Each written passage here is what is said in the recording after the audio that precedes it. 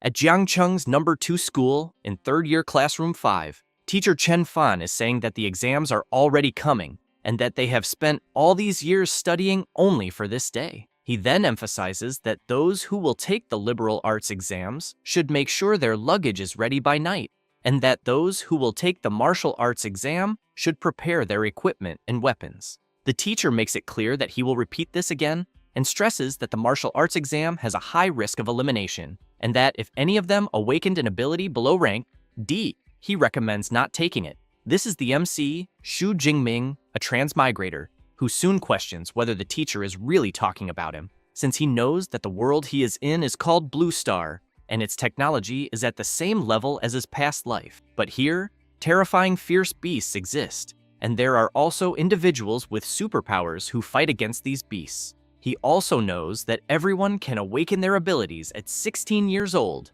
and the types of abilities are varied and strange, and that according to the Blue Star scale, they are individuals in 9 levels, from rank G to rank A, and most people awaken abilities from rank F to D. The MC knows that his electricity ability is weak, rank E. At this moment, someone comes slamming their hand on the MC's desk and wanting to know if he is not thinking of taking the martial arts exam, even after the teacher's warnings. Then, he makes it clear that if trash like a rank E like him goes, he will only bring shame to the school, and that he thinks he should obediently choose liberal arts and work as a low-level employee in his company, barely being able to buy food. However, a girl shouts asking Huang Tian to mind his own life. The blonde boy looks back and makes it clear to Lin Qingli that he will show who is the best in the exams. Thus, he leaves saying that the sissy, Xu Jingming, will only be eliminated in the exams. She calls the MC and asks him not to mind what Huang Tian said, since she knows that everyone has their own value, and so she wants to know if the MC changing his course to liberal arts and living in the city would not be bad. Xu Jingming, while observing the record of the inter-school exam, thinks that in the Great Xia Kingdom, where he lives, higher education is divided into 2 disciplines, liberal arts and martial arts, and that those with low-level abilities or those without confidence in combat can choose to study liberal arts and become ordinary people. However, he has in mind that those who choose martial arts must enter a designated place during the exam and fight to the death with fierce beasts. And only after passing the exam can the person enter a university of awakeners, and after many years of training at the university and with its mentors, the person can stop being someone without rank and become a powerful ranked awakener. Then, after reflecting on this, he takes a deep breath and thinks that the teacher and Lin Qingli are worried that something could happen if he chooses the martial arts exam. But he knows that in a world full of dangers like this, even if he could avoid the martial arts exam, which has a high elimination rate, he cannot escape from the beast that can invade at any moment. He then thinks that his parents of this era were eliminated because of a beast tide, so he does not want to go through something like that again and not have the power to resist. Thus, he concludes that he will still choose the martial arts exam. After deciding about his future, already in another place, the MC is training and continues doing this with his spear and his electricity power, but soon gets very tired and falls to the ground thinking that he cannot move anymore. He reflects that since he awakened his ability, he chose a spear as his weapon and has been practicing with it for 2.5 years, but thinks he is still at a beginner's level. However, he knows that the spear technique of the Raging Lightning, which costs 300,000, makes up for it in some way, since it makes him a little stronger than normal rank E awakeners. He also knows that martial arts students who awaken something below rank D have had their elimination rate increase every year, so he clenches his fist tightly and thinks that if he wants to enter an awakener university, he needs to fight with everything he has, until a screen begins to appear in front of him, and the screen shows that the system is being activated. The MC is very surprised by this and quickly stands up, and the system warns that it has been successfully activated and wants to know if the MC would like to claim the newbie gift. Jingming wonders if this is the stolen transmigrator system, so he immediately wants to know what is in the gift. The system informs him that the newbie gift contains a super rank S ability and 200 ability points. Jingming wonders if he really received a super rank S ability, since he knows that even in a great country like Xiahua, it takes 3 to 4 years for someone to awaken one, and that when such a person appears, they are fought over by the best universities and receive nearly endless resources until they become the highest level awakener. With this, he shouts that he, a rank E trash, still has a chance to change his destiny and then accepts the gift. The system announces that the newbie gift has been accepted and 200 ability points were given, and the Super Rank S ability, Purple Cloud Thunder God Lightning, is being delivered. At this moment, the MC's heart begins to suffer a strong electric shock, and soon his entire body starts releasing a high voltage. While he keeps enduring it, the system announces the progress, and as soon as it reaches 30%, an explosion happens in the MC's room, visible from outside. People are frightened, and a child in his mother's arms points his finger upward and wants to know what is happening. Other people notice where the explosion was, and quickly grab their phones and call the fire department saying that something happened to the Shu family's son. Meanwhile, the MC, as the completion rate keeps rising, thinks that it hurts too much. Outside, people notice that the sky suddenly became dark and a huge electric dragon emerges.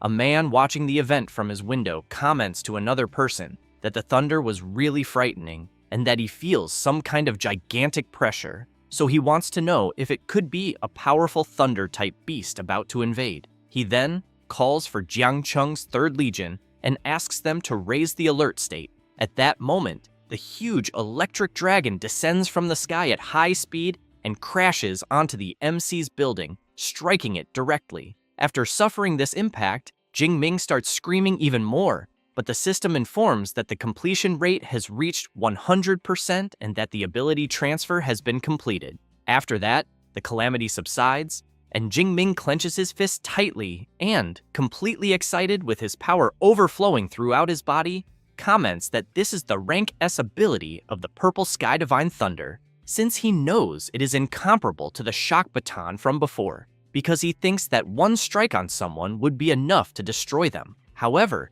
as he observes his room, he thinks that the destruction was too much, and that it was a good thing he controlled it a little. Otherwise, he thinks it would not have been just the training room that suffered, until he remembers that the system's gift also gave him 200 ability points, so he wants to know what they are for. The system explains that ability points can be obtained by eliminating beasts, and that consuming ability points can increase the level of abilities. It then says that the MC can see his ability points and improvement options on the system panel. Jingming laughs and thinks that he loves this broken and simple thing, so he does not waste time and asks to open the system panel. The MC carefully observes all of his status, and as soon as he does this, he gets excited and comments that the next day is the unified exam, and he needs to use the ability points wisely to maximize his combat power. So he asks his system to put the points into himself, since he knows that the essence of superpowers is in the body and mind of the human being, and therefore he will improve these 2 basic attributes first.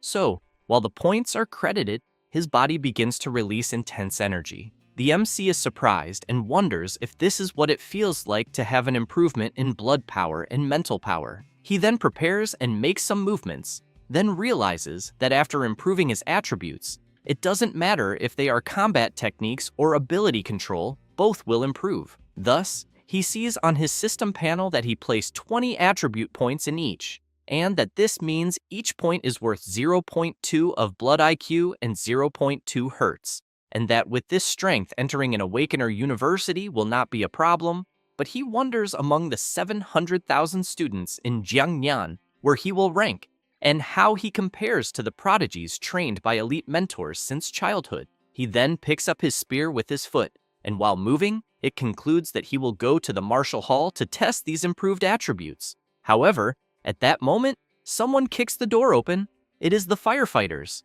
One of them says they received a rescue call from there. Jingming explains that it was probably caused by fluctuations in his training, but emphasizes that everything is resolved at the moment. The firefighters take a deep breath, and one of them comments that he understands and that since everything is resolved, they will return. The MC thanks them for their concern, but before leaving, the firefighter looks at Jingming and comments that such a big commotion in the end was just a student training his powers, and that he thinks the next generation is truly incredible. After the firefighters leave, Jingming goes outside, and while walking down the street, people get curious wanting to know if he is fine after the incident. The MC replies that everything is under control and that he is going to a certain place to train a little. Jingming, while walking through the city, thinks that for an awakener to become a complete superpower user, he needs to train his body and mind to extract more from his powers. And that is why martial halls providing training spaces and instructors become famous.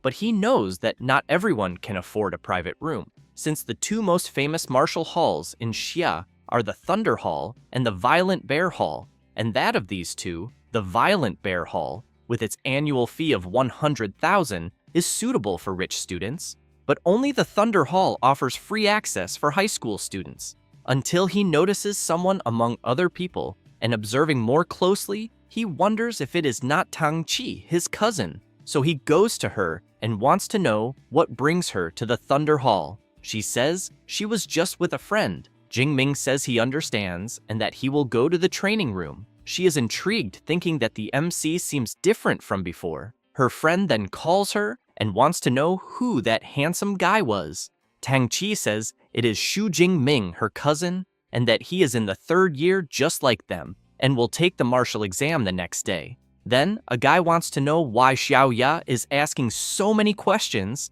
and if by any chance she is already in love. She replies that yes, and emphasizes that with that face of the MC, as long as he is not weak, he would make a great boyfriend and impress anyone. However, Tang Qi grabs her by the shoulder and comments that she is sorry to disappoint her, then explains that Jingming awakened a rank E ability, which leaves her not believing such a low rank.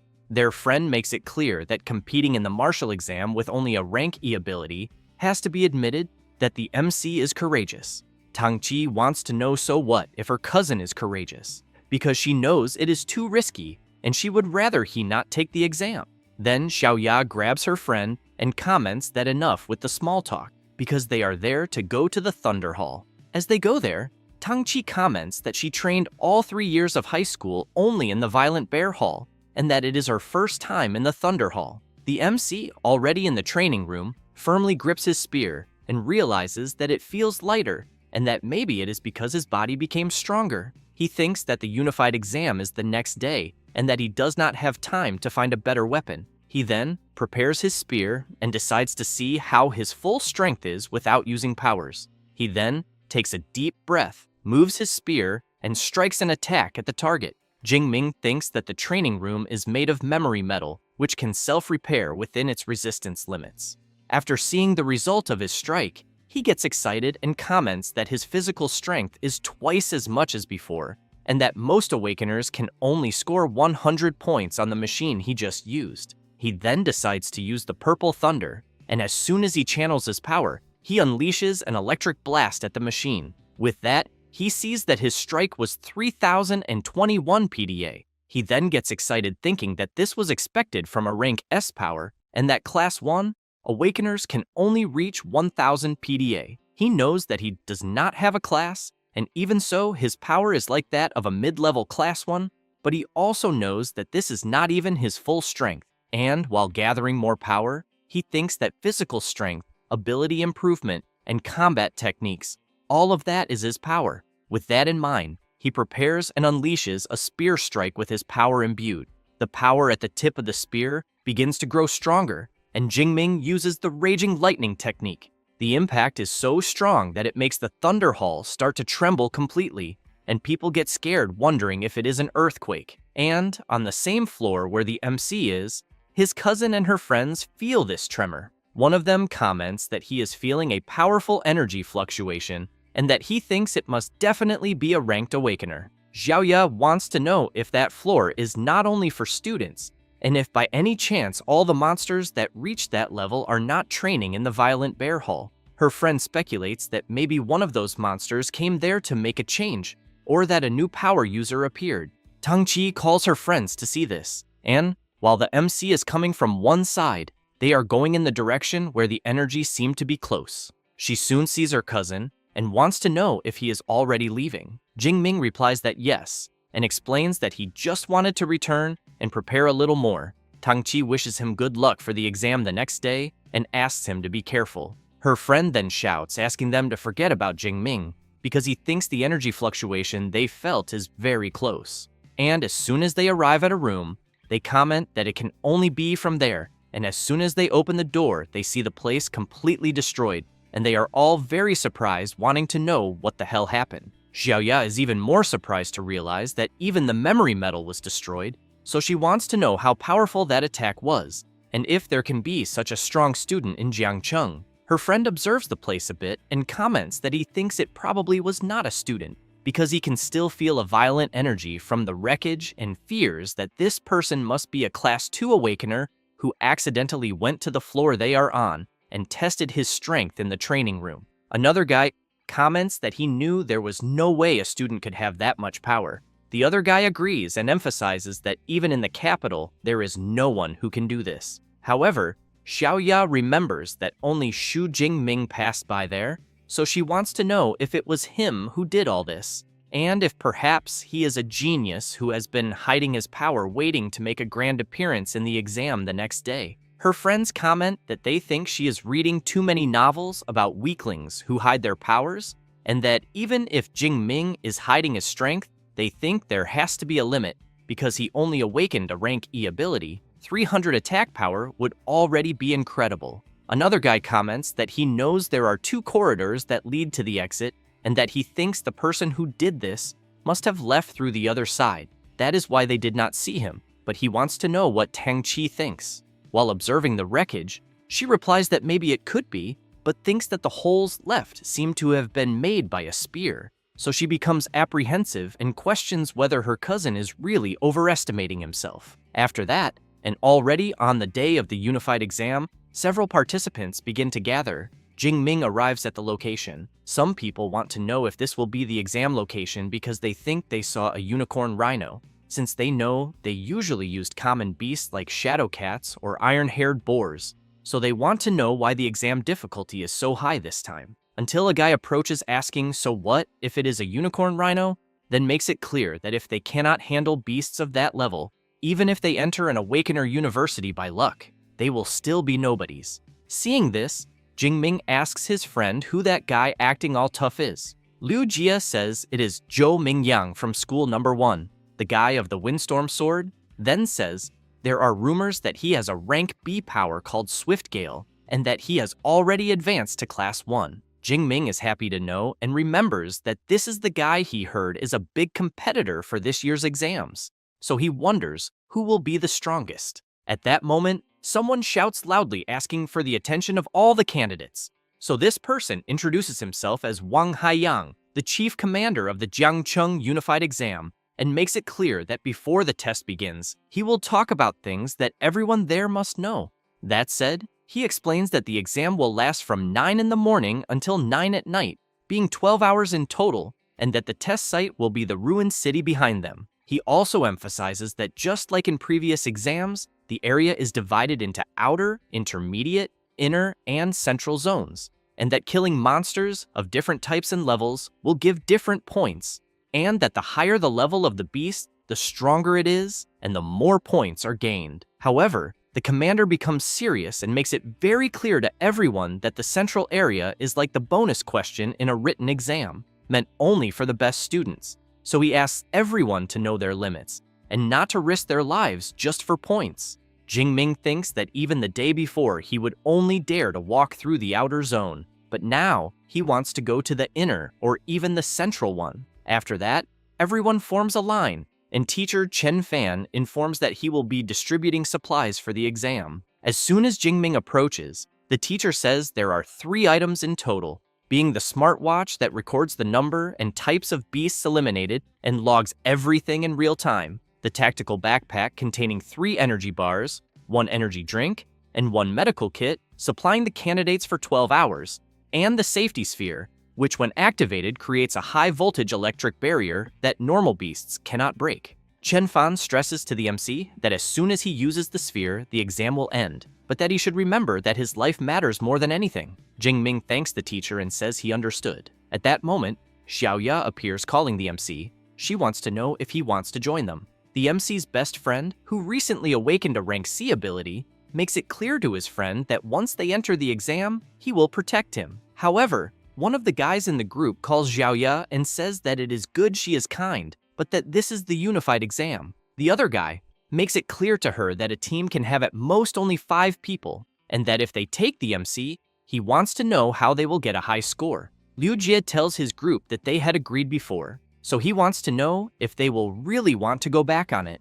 Jingming listens to them arguing and quickly holds his friend back from going at the others, but makes it clear to everyone that he will go alone and that they can form their own team. Liu Jie and Xiaoya want to know if he is serious, then ask him to be careful. After the MC leaves, a guy from Xiaoya's group suggests going to call Huang Tian. Meanwhile, Jingming is thinking that even without them, he can still get a high score. Thus, the examiners announce the beginning of the 2037th Jiangcheng exam and soon activate the cameras of the exam site and the drone live stream. All the candidates waste no time in advance, and some groups begin following their own routes. Meanwhile, the MC, while moving, thinks that he will go all out in this unified exam, then clicks on his watch, and it announces that the verification of candidate Xu Jingming from 3rd year, Class 5, and School Number 2 of Jiangcheng is complete. It then shows the exam ID and the live ranking of Field 179,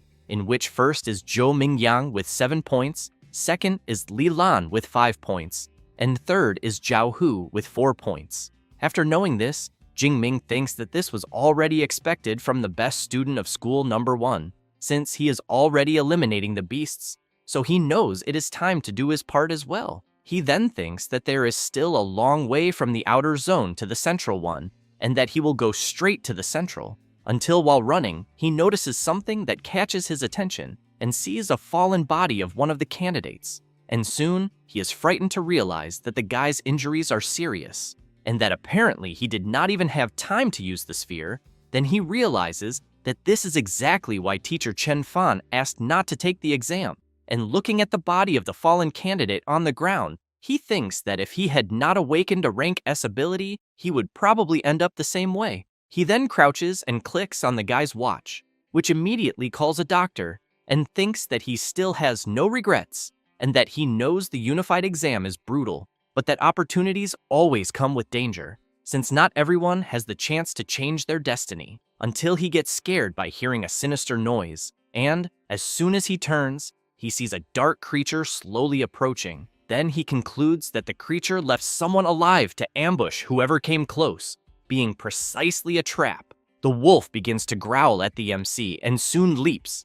Jinming dodges the creature's attack and observes that the wolf is agile, has sharp claws and fangs, and a bite with a pressure force of 1 ton. Knowing that the creature deserves the title of Rookie Eliminator, the wolf starts growling at the MC, and he keeps thinking that the reason fierce beasts are called fierce is because they possess a special wild aura that intimidates their prey. And it is said that most awakens who encounter a fierce beast for the first time will be completely subdued by its aura, and he knows they cannot even use 30% of their strength, and some will just stand still and be eliminated. He also has in mind that this is why rich families hire high-level awakens to take their children to wild areas and act as their bodyguards, all so they get used to fighting these beasts from an early age. However, while thinking, he knows he did not have that kind of luxury. This is his first time facing a fierce beast. The wolf leaps again, and about to be attacked by the creature's sharp claws,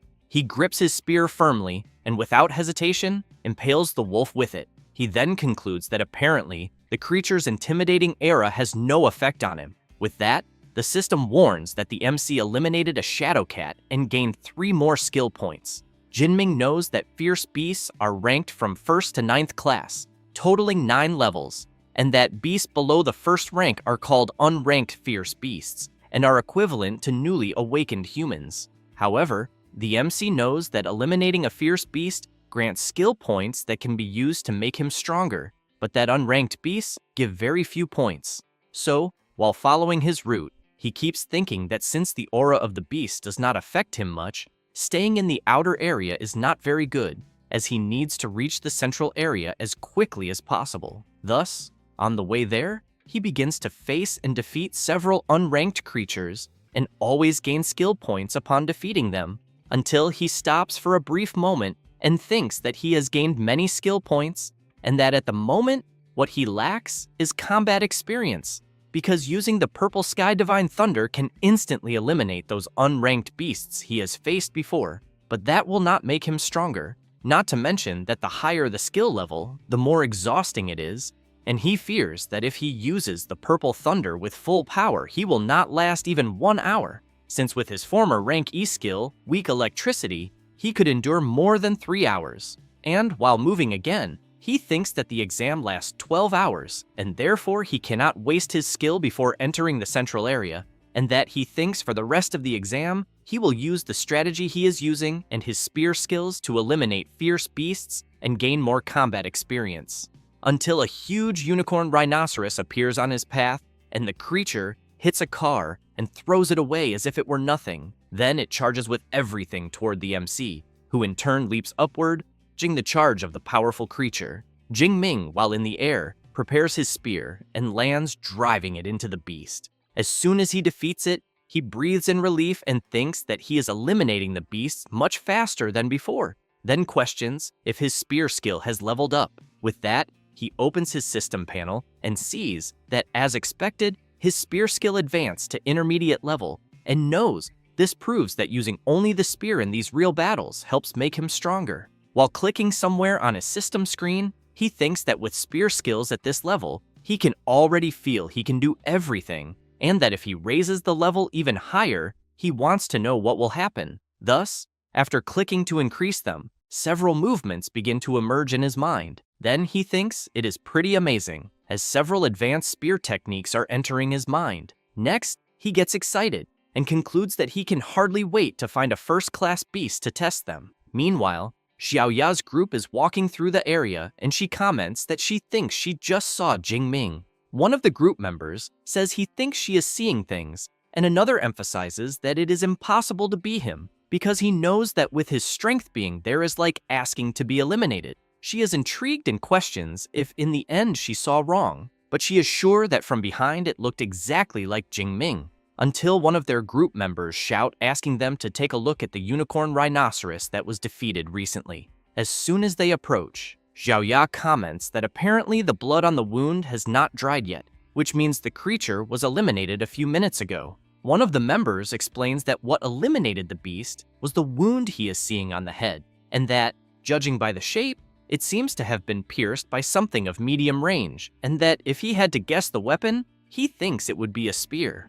Thus, Xiaoya is even more surprised and questions if it was really Jingming she saw at that moment. Her friends want to know if she really thinks the MC defeated the unicorn rhinoceros alone, but then one of them has an idea and says that if everyone there wants to know if it was really Jingming, they just have to look at his points in the system. Xiaoya wastes no time and soon sees that the MC is among the top 50 of the exam, so she concludes that it was indeed him who defeated the huge creature and that she really had seen him. Her friends cannot believe it and comment that it can only be someone with the same name because they want to know, since when Awakens with rank E abilities are that strong. Meanwhile, in the observation room of the exam, several superiors are carefully watching the performance of the contestants, and one of them comments that school number 1 is as strong as always, and that he thinks it is basically dominating the top 10, and that especially Zhou Mingyang, ranked first with 412 points,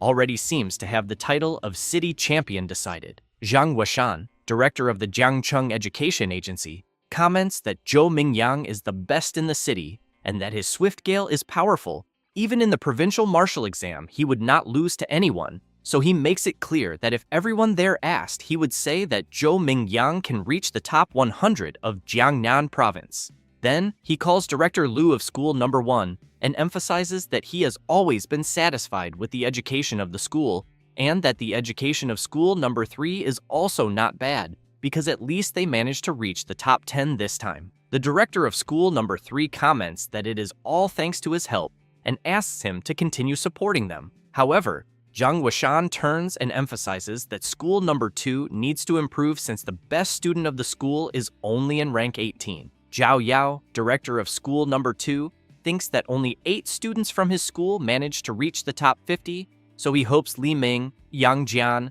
Tang Ju, and Xu Jingming give their all in the exam. Then, he is intrigued by the name Xu Jingming and questions if he feels he has heard that name before, And if by chance there is someone like that in the Hall of the Ascendants, Professor Chen Fan cannot believe that the MC managed to reach the top 50, so he questions if he is not a rank E awakened and if by chance he was hiding his strength, but he knows that even if he had hidden it, he wants to know if a rank E ability suddenly turned into a rank S1. And while he observes Zhou Mingyang, he reflects that only the top 10 have cameras especially for them, and that it is not possible that there is anything of Xu Jingming at this moment, and therefore, he really wants to know how he managed such a high score. Back in the exam and in the central area, which has a very high danger level, someone is walking through the place. It is the MC who, while eating a cereal bar, thinks that upon reaching the central area, it is noticeable that the number of beasts has decreased,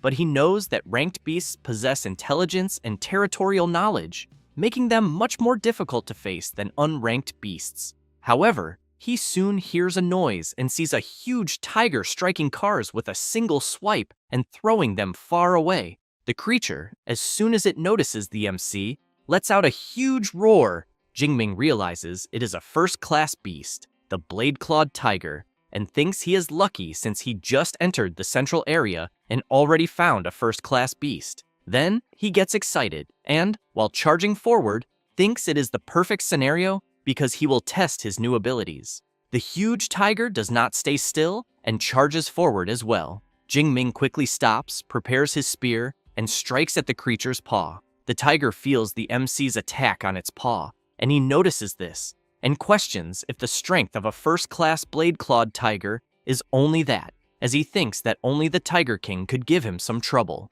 With that in mind, he charges at the creature, and, as soon as he dodges its lunge, drives his spear straight into the tiger, which lets out a loud roar from the wound. Jingming watches the creature while preparing again. Then, both stare at each other briefly, and the tiger leaps at the MC, who has to move quickly to dodge the creature's multiple attacks. And as he moves to the side, dodging the tiger's paw strike, he thinks this was already expected of a first-class fierce beast, whose vitality is very high since it keeps attacking until its last breath. Then, after creating a bit of distance, while channeling part of his power, he thinks he does not care how much the creature attacks, as he knows it is all in vain. Thus, he applies his multiple spear attack technique and brutally strikes the blade-clawed tiger, which cannot even defend itself. As soon as he defeats the creature, the system informs that he eliminated a blade-clawed tiger and gained 14 more skill points. Jingming, pleased for having easily defeated the tiger, comments that he thinks the skill points gained by killing a first-class beast are practically double those of unranked ones. And, while continuing on his way, he thinks that the stronger the beast, the more points are gained, and that what others see as a dangerous challenge field, he knows is a treasure land for leveling up. Moreover, it is such a rare chance, and therefore, he must take full advantage to gain as many skill points as possible. Meanwhile, in the exam supervisor's room, everyone sees that Xu Jingming just rose to rank 32, and several directors go to Professor Chen Fan and want to know if the MC is really from his class, since among all the parallel classes, only the student from his class made it into the top 50, and therefore, they think the professor's classes are incredible. He feels embarrassed and tries to explain that it is all the student's effort and that he did nothing special, until someone points to the big screen and asks everyone to look because Jingming rose again in the ranking, and now he gained 44 points at once.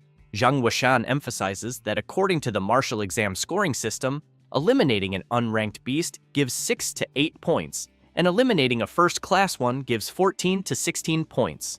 Zhao Yao says that the clock counts eliminations every 4 seconds, but he is interrupted by the student agency director, who comments that whoever Xu Jingming is, in just 4 seconds he eliminated 5 unranked beasts or 3 first-class beasts. Then he calls director Zhao Yao and says that his school has a very good seed and therefore wants to know how he has never heard him mention Xu Jingming before. He replies that, to be honest, he just found out, and makes it clear that if director Zhang Wushan wants details, he will need to ask Professor Chen Fan. Then Zhao Yao goes to the professor and asks him to explain Xu Jingming's situation to the student agency director. Chen Fan, as soon as he approaches Zhang Wushan, a little afraid to say, comments that the MC awakened a rank E ability, weak electricity, Zhao Yao shouts, wanting to know if it really is a rank E ability, and if by chance he is not mistaken. A bit embarrassed, Chen Fan replies no, and emphasizes that before the exams he specifically told Jingming not to attempt the martial exam.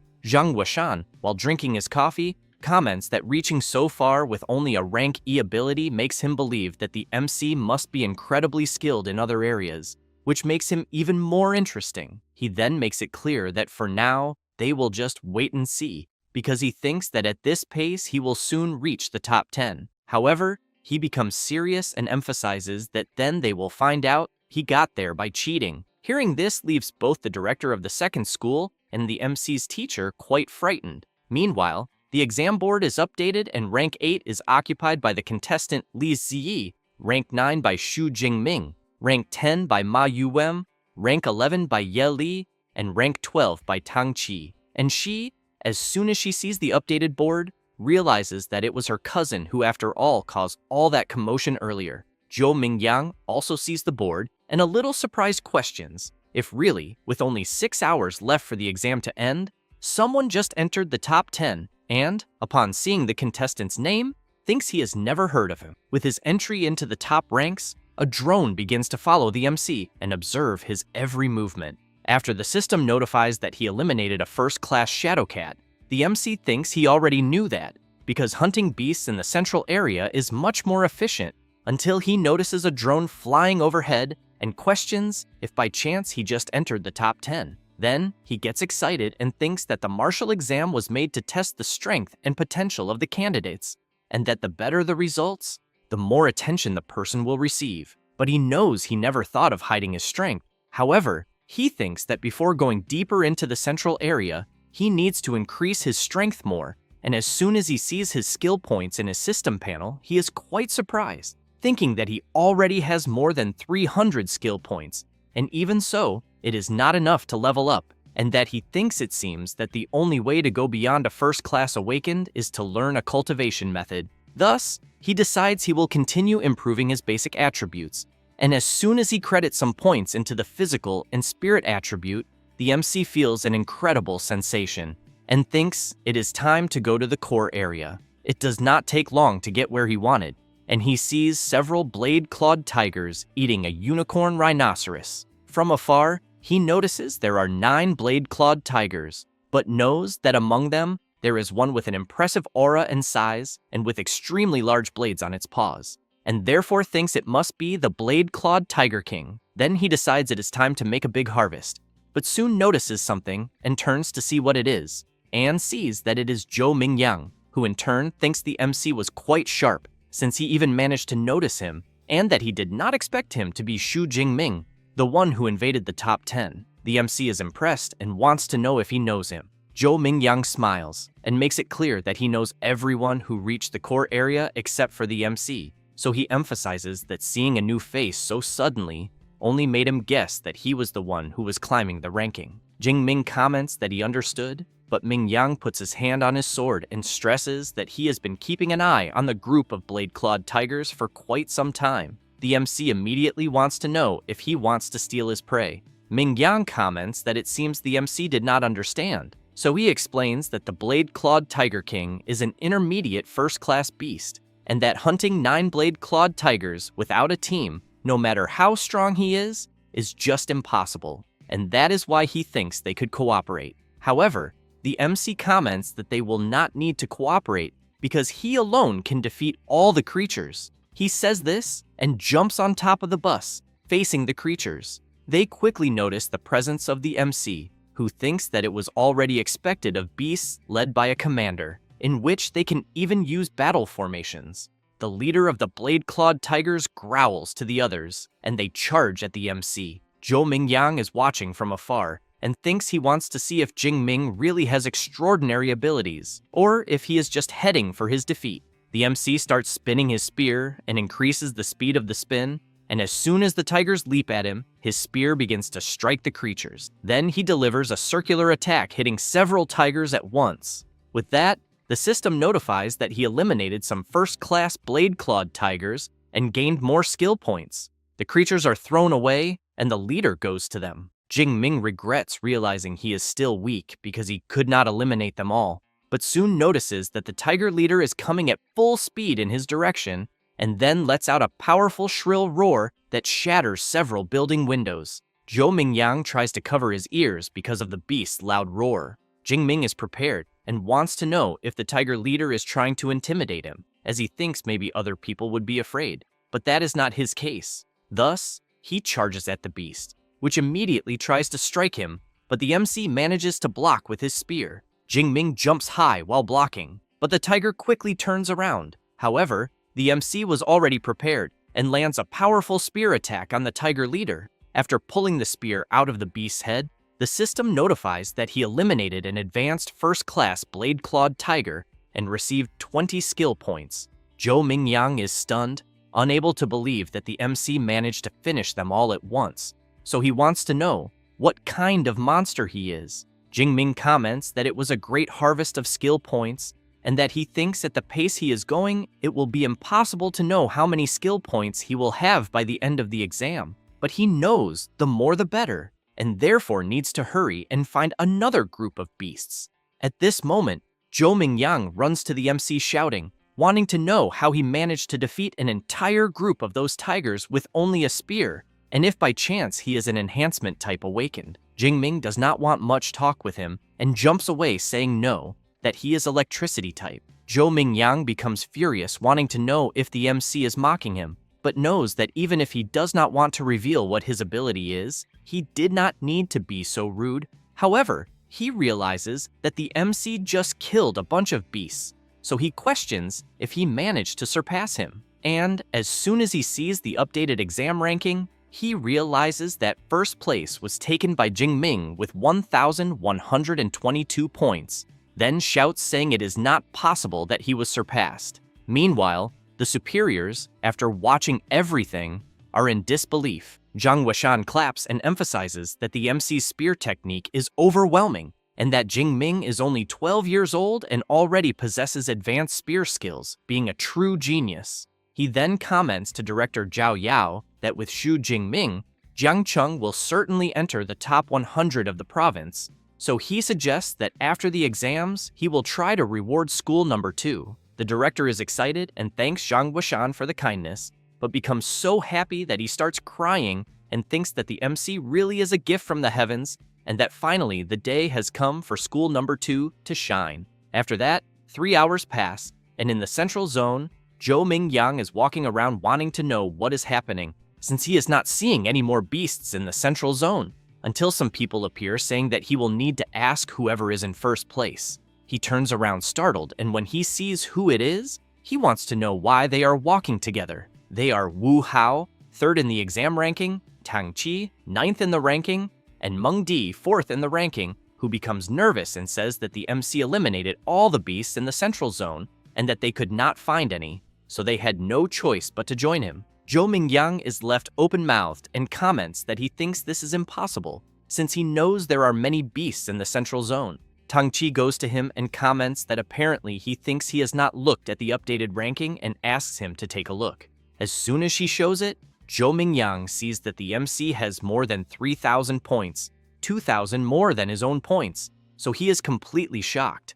Tang Qi takes a deep breath and asks if he now understands, because if they removed the MC's points before he entered the central zone, he would still have 2,500 points, which means he eliminated almost 200 beasts in the central zone alone. Zhou Mingyang comments that this was why Mingjing was so afraid of them killing the beasts he was targeting, since he had thought of that from the beginning. Tang Qi emphasizes that with only a few hours left before the exam ends, they thought about joining together to challenge the core zone. Zhou Mingyang is surprised and wants to know if she is crazy, because he knows that the beasts there are at least advanced first class, and that some are even second-class beast kings. Meng Di makes it clear that this is why they will join together, and then wants to know if he will be left behind. As night falls, the MC is sitting on top of a pile of defeated creatures and, while eating another of his cereal bars, thinks that he knows he is almost out of supplies, and that the exam is almost ending, but that he still wants more points and needs to go deeper. However, he keeps in mind that the core zone has second-class beasts and that he needs to become stronger. Then he sees on his system panel that he has 2,413 skill points to distribute. Thus, while adjusting his system, he questions what he will evolve. After spending some points on certain attributes, he gets up and thinks that now he believes he can face the final challenge of the martial exam. And while the top-ranking contestants continue heading to the core zone, Jingming wonders what kind of second-class beasts the organizers prepared for the exam. After a while, the group that joined to go to the core spots something that leaves them in disbelief as they see ahead a violent and bloodthirsty bear that, with just a simple movement, causes enormous destruction in the area. Zhou Mingyang comments that now they are screwed. Meng Di, worried about the situation, says that it seems to be a rare ferocious beast and that, judging by the creature's fur, it is comparable to a low-rank metal, and she thinks that not even missiles could pierce it, and one blow from the creature could eliminate them all. Tang Qi emphasizes that it would be better to give up on the plan, since knowing that the bear would be the least of their concerns. As the moment they step on the ground, they will be annihilated by advanced first-class beasts. Therefore, he says that he is leaving, because points are not more important than his life. Zhou Mingyang becomes furious and yells wanting to know who the bastard was that made such an exam, until Meng Di points down and says that it seems like someone is there. As she comments that she thinks it looks like Xu Jingming, Tang Qi turns around startled. Then, from the top of the building where they are, they see the MC quickly approaching the creatures. Meng Di gets excited, wanting to know if the guy they are seeing is really Xu Jingming, because he is very handsome. Zhou Mingyang makes it clear that being handsome is useless, as attacking a group of beasts down there is asking to die. However, they soon see the MC drawing the beasts' attention, and he starts eliminating them without much difficulty. But more and more creatures begin to appear, and it doesn't take long for them to completely surround the MC. As soon as the beasts all attack the MC at once, everyone thinks he has been exterminated. Wu Hao wants to know if Jingming will really die like that. Zhou Mingyang comments that he was an idiot and that if he dies, it is his own fault. Tang Qi turns around startled and runs off saying that she has to help him, but is held back by Meng Di, who wants to know if Tang Qi hadn't said that her life wasn't worth more than that. She replies that they don't understand and explains that Jingming is her cousin, and that's why she cannot stand still watching him be eliminated. However, amid the creature's pause, a strong electric current begins to form, and an explosion of power occurs in the area. Zhou Mingyang, seeing the strong thunder in front of him, wants to know if it could be the power Yingming had mentioned. After completely eliminating the beasts that were surrounding him with his electric power, Jingming thinks that using only physical strength to deal with the beasts around him is overestimating himself too much, and that therefore he will need to use his abilities. Then, the MC looks at the power in his hand and reflects that this was already expected from an S-rank ability, being very dominant and destructive. However, he realizes something, and as soon as he looks up, he sees the enormous bloodthirsty bear very close, which soon lets out a powerful, thunderous roar. Jingming thinks that he knows the violent and bloodthirsty bear is gigantic, but on the other hand, it is not fast, and that's why he believes that with his purple heaven divine thunder, he can finish the creature. But, seeing more creatures approaching as well, he knows that while he is fighting the enormous bear, the other creatures may end up interfering. So he takes a deep breath, releases his powerful power, and concludes that he will first get everything ready before the fight against the violent bear. Thus, he quickly leaps and charges with everything, eliminates the first beast, and while the system notifies that he has defeated an advanced first-class beast and obtained ability points, the MC easily eliminates many beasts around him. All excited, he questions if this is how an S-rank ability enhances the body, but he knows that unfortunately, having lightning running through his body is dangerous, so he cannot maintain it for too long. However, while eliminating more beasts, he knows that the time he has is more than enough to deal with them. But as soon as he finishes defeating a unicorn rhinoceros, he realizes that the violent bear is coming at him with everything, and the creature delivers a powerful attack with its enormous paw. But as soon as it lifts its paw from where it struck, it realizes that the MC managed to dodge at the last moment. The bear becomes furious and charges at the MC again. who in turn leaps over the bear and uses the creature's back to gain momentum and quickly continue eliminating the creatures that are in the way. The bear roars loudly in rage.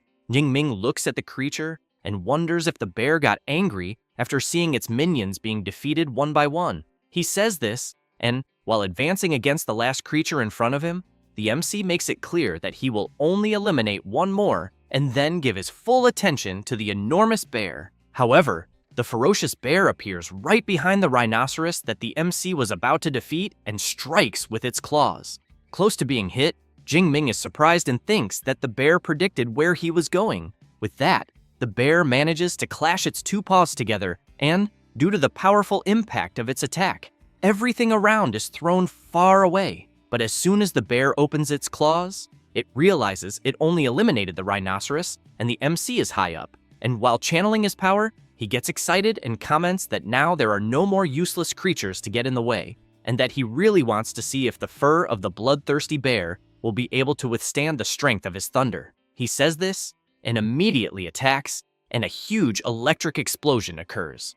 The group of competitors on top of the building feel the strong impact of the MC's attack, and even the supervisors are surprised to witness such power. Zhang Wuxian calls for director Zhao Yao and wants to know if he was really saying that what they just saw is an E-rank ability, because he thinks he must be joking. One of the directors emphasizes that just by releasing the power they saw, the MC can annihilate an entire group of advanced first-class beasts, and could even face a second-class boss on equal terms, meaning he thinks not even an A-rank ability could handle that so easily. Zhao Yao wonders if it could be a mutation. Zhang Wuxian laughs and emphasizes that regardless, after what they just saw, he thinks perhaps the entire country will be watching Xu Jingming. Back to the battle. After the dust settles, the bear's skin barely suffered a scratch, and the creature becomes even more furious and lets out a loud roar. Jingming is thrown back and questions whether he really only caused a small scratch, and as soon as he hits the ground, he thinks that this was already expected from a rare second-class beast, since it is fully covered in thick fur, so he knows no blade will penetrate, and most importantly, it does not conduct electricity. He also thinks that with the power he currently has, trying to jump 2 levels to defeat the violent bloodthirsty bear is asking too much. At this moment, the enormous bear begins to release a dark power, which leaves the MC quite frightened, wanting to know what is happening. The bear leaps into the air, and where it lands causes enormous devastation, and Jingming is thrown back. Then, he observes the damage the bear caused, and questions whether it has already activated the Fury ability, as it seems the bear really hates him. The enormous beast then stares at the MC and soon lets out another of its loud roars, then charges at him, trying to hit him several times. But Jingming keeps dodging all the attacks and runs to try to gain some distance. And while doing this, he thinks the bear is very impressive, as he knows that when a beast enters a fury state, its physical strength increases absurdly. At that moment, the bear tries to hit at the MC, but he manages to dodge and thinks that, in compensation, the little intelligence it had is gone, turning into just a killing machine driven by instinct. But he keeps in mind that it is better not to go for a direct confrontation, as it would be foolish to face it head-on, and that the ideal is to use agility to wear the bear down little by little. After gaining distance, he begins to channel his power and concludes that he should just take the opportunity to paralyze the bear for a while. Thus, he quickly moves to the creature's back and strikes with his energized spear at one of the bear's legs, and, due to the impact of the MC's attack, the creature crashes hard to the ground. Jingming takes advantage of the time he has and activates his Purple Heaven Divine Thunder ability, and a lightning strike hits the bloodthirsty bear directly. The MC intensifies his ability even more, and the enormous bear ends up fainting. Jingming smiles and thinks that after more than 30 seconds of Purple Heaven Divine Thunder, he believes not even the thickest defense could withstand it. However, the bear opens its eye and takes advantage of the MC being distracted and tries to strike him, but the enormous creature ends up under the effect of paralysis. Jingming laughs and comments that finally the time has come. Then he prepares his spear and activates his Storm Lightning Rupture ability and hits the bear head-on, sending it flying far away. And, as soon as it crashes into some cars, a huge explosion occurs. After the dust settles, it is possible to see a huge hole in the middle of the creature's chest. With that, the system notifies that the violent second-class bear was eliminated and the MC received 24 more ability points. While one of the drones positions itself right in front of Jingming, he thinks that it is finally over and that, to defeat this monster, he had even evolved the Storm Lightning Rupture technique from basic to advanced before the fight. However, visibly tired, he also knows that even though it lasted only about 2 minutes, it was the most exciting battle of his life. Then, he questions himself about how many points he will be able to get if he eliminates all the beasts in the central zone. After that, the supervisors see that the MC has more than 10,000 points in the exam and go crazy shouting that this is truly surreal. Zhang Weishan, completely excited, emphasizes that the MC not only broke the school record, but also that of the entire province, and that he thinks he is a genius among geniuses. He says this while looking at Xu Jingming's image on the big screen. Meanwhile, he is looking at his watch and seeing that the exam time is ending, so he thinks that he has already killed all the beasts in the inner zone and the central zone, and that now he will return to the middle zone, because he knows that the more he eliminates, the better, since even a mosquito leg is still meat. And as soon as he starts running, the group that was watching him comes out of hiding. Tang Qi, looking around, is impressed and wants to know if her cousin really defeated a second-class beast alone, since no one expected that. Zhou Mingyang wants to know why the MC is returning, because he knows that he is already comfortably in first place and that he just had to finish the exam. Meng Di emphasizes that, judging by the direction he is going, it looks like he is heading to the middle zone, until she realizes something and, very impressed, wants to know if he could be crazy, because she thinks he is going back to sweep the entire field. This leaves everyone in the group in disbelief and frustrated, since there will be no beast left for them. However, Zhou Mingyang points out that, with the speed they saw from Xu Jingming, he thinks it is quite possible that he can do it. So he makes it clear that if they don't leave immediately, in the last hour, they might not get any more points, and therefore suggests that their alliance end there. As soon as he finishes saying this, everyone quickly heads to the central field to try to eliminate whatever remains.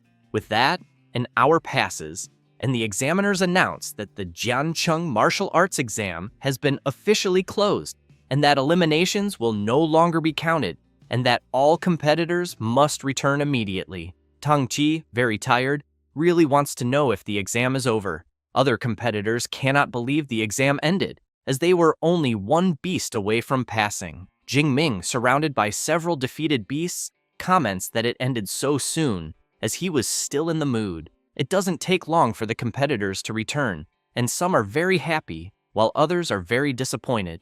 Xiaoya, as soon as she sees her friend, wants to know if Xu Jingming is really her cousin. She gets irritated and makes it clear to her friend that she has already asked that 3 times, then says that he is indeed her real cousin. With ulterior motives, Xiaoya wants to know if Tang Qi could give her his contact. She crosses her arms and emphasizes that the day before Xiaoya had said she was no longer interested. She gets embarrassed and tries to explain herself by saying that the day before Jingming was just a nobody, but after the exam, he is number 1. At that moment, the other competitors see the MC and start running toward him. It doesn't take long for chaos to erupt, with everyone wanting to see him, and as soon as he appears, some people congratulate him, and others ask for some points. Jingming greets everyone. Wu Hao puts his hand on Zhou Mingyang's shoulder and comments that the only one who should be standing there was him, but he emphasizes that with the MC's monster, he is satisfied with his results.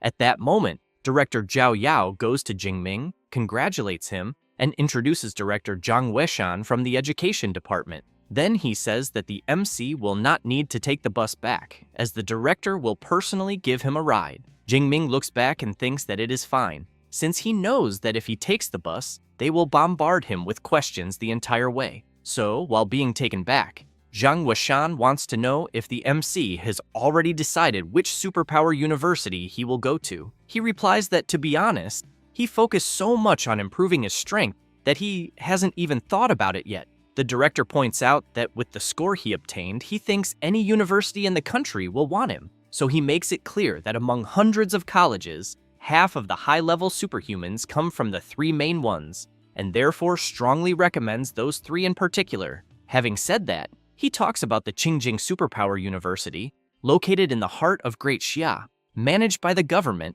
and that graduates there go straight into the system, in addition to the fact that the current 9th level National Guardian came from there. Then he mentions the Magic City Superpower University, located in a prosperous port city, with great resources and elite clubs, more focused on those who want to reach the top individually. And finally, Jincheng Superpower University, which is more than 200 years old, full of ancient heritage and high-level professors. After explaining this, the director stresses that the 3 universities he mentioned have extremely high-level secret cultivation methods, making them the dream of generations. Jingming says that he knows Awakens need these methods to become superhumans, but he wants to know exactly what a high-level method is. Jiang Weishan explains that cultivation methods have levels. With basic methods, most Awakens take 3 to 4 years to become superhuman, and with the highest level ones, it can be done in just 6 months.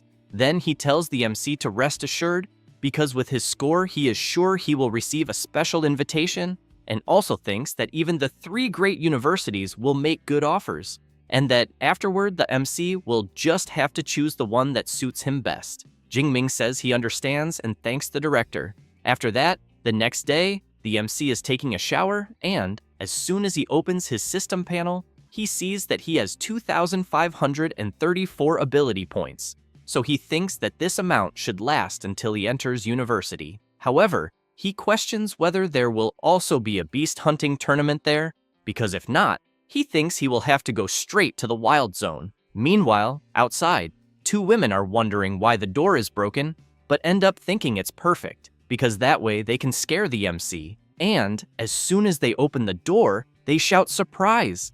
It is Tang Qi and her mother Shu Qingwan. However, the MC has just gotten out of the shower and is very startled, wanting to know what the hell they are doing there. Then he runs off embarrassed, saying it wasn't his fault. While putting on clothes, Jingming thinks that in the year his parents died, his aunt was by his side the whole time and gave him family affection, and she also became his guardian and sometimes made bamboo with pork. After sitting at the table, his aunt comments that she doesn't understand much about these martial arts exams, but stresses that since she learned he was going to take it, she was worried for days.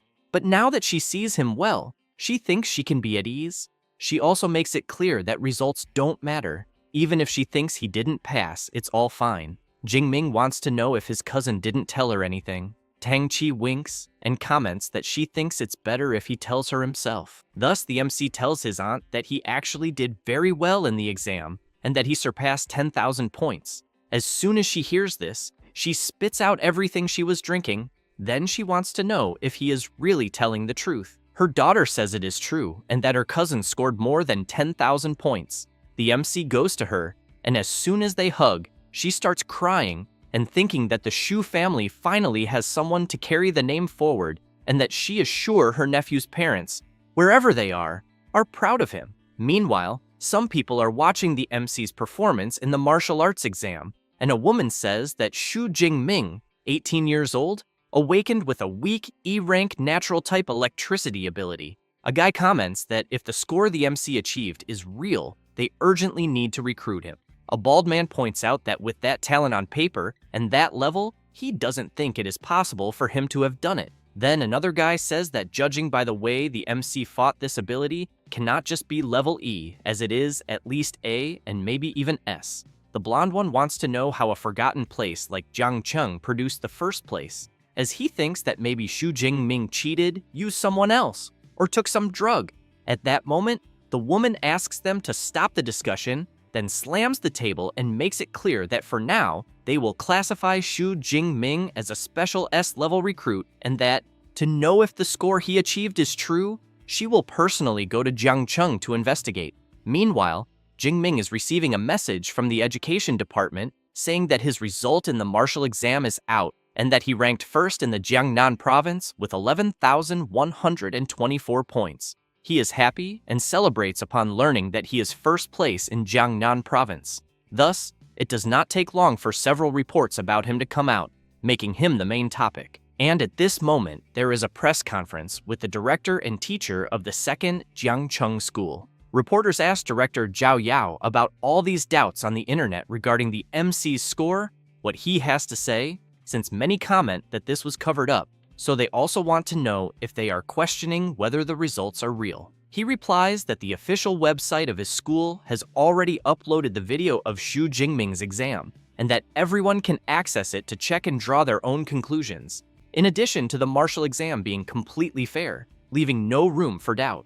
As soon as the reporters see the video, they cannot believe the performance. Zhao Yao laughs and comments that the MC's score is legitimate, being the first student from Jiangcheng to reach the top of the province. Then, Professor Chen Fan shows Xu Jingming's prize, and director Zhao Yao says that it is the cash prize from the city's education department, along with a great gift. Also a complete manual of training techniques for Xu Jingming, in addition to the city hall, also giving the same amount in money and a luxury mansion in the city. While the director asks everyone to be quick and take pictures, as this will be the newspaper cover, someone observes all this from afar. It is the woman who was watching the MC's performance before, who comments that even with Jiang Cheng releasing the video of the exam, she thinks that does not prove that Jingming did not use doping, since she knows that the main thing at the moment is to know what Xu Jingming's ability level really is. Meanwhile, the director, a little embarrassed, is asking Professor Chen Fan where the MC of the day is. He says he just called Jingming and that he said he is still training in the martial hall and will arrive soon. Zhao Yao gives an awkward laugh and wants to know if he is really training after the exam. After that, the director goes to a reserved room with some people and brings them tea. Trembling all over, Zhao Yao has in mind that the people there have already gone through real battles, and that their presence imposes respect and makes his heart tremble. Then he thinks of several sinister beasts and leaves trembling, wondering if the people there are not going to start fighting. Thus, Zhang Zhaoyue, admissions director of the Magic City Superpower University, comments that it has been a while since everyone there gathered, so she wants to know which genius caught their attention this time. Su Yun, admissions director of Qingjing Superpower University, asks director Zhang Zhaoyue to stop pretending not to understand, then emphasizes that if the MC's results are real, they at Qingjing University already consider him part of them. Wu Yuan, admissions director of Jincheng Superpower University, laughs and asks Su Yun if she thinks that just because she said that the MC will go to her university, because he thinks that they at Jincheng University will be the ones to take him. While Wu Yuan and Su Yun stare at each other with deadly looks, Zhang Zhaoyue takes a deep breath and thinks that this is as always. At the time of recruiting a provincial first place, the universities are always clashing. At that moment, someone opens the door. It is the MC, who immediately greets everyone. They are surprised by his entrance, and Zhang Zhaoyue notices that he is full of energy and that he and the spear seem like one. And it is also clear that he continued training hard after the exam, and that, even in front of 3 advanced ability users, the MC did not even tremble. Director Zhao Yao introduces the people there to the MC and emphasizes that they are all very important people. Zhang Zhaoyue stands up, calls the MC, and says that they all watched his exam video, then says that his combat ability is impressive, as well as his incredible techniques. However, she makes it clear that his ability does not seem to match the weak E-rank lightning he has, so she wants to know if he can tell everyone there what happened. Jingming thinks he had already imagined that they would ask about this, so he says that before the exam, while training at his house, he was struck by natural lightning, and that after that, he realized his ability became stronger. Both Wu Yuan and Su Yun comment at the same time that it seems like an ability mutation occurred. Then Zhang Zhaoyue calls the MC and comments that he probably does not yet know what his ability has become. So she says that by coincidence, she brought an ability detector and that they will test it. While the director tries at all costs to hold the MC's spear, he approaches the device and Zhang Zhaoyu asks him to just release power. Thus, Jingming begins to channel his lightning power into the detector. Su Yun is very surprised to see that the lightning is very violent, as it was even able to accelerate her heartbeat. It does not take long for the device to notify that the ability detection has been completed, and, just as it was about to announce that the Purple Heaven Divine Thunder ability is classified at a certain level, the device begins to suffer very high fluctuations and tries to analyze again. However, The power is so great that it shatters the detector into several pieces, and everyone tries to protect themselves. The director wants to know what the hell just happened.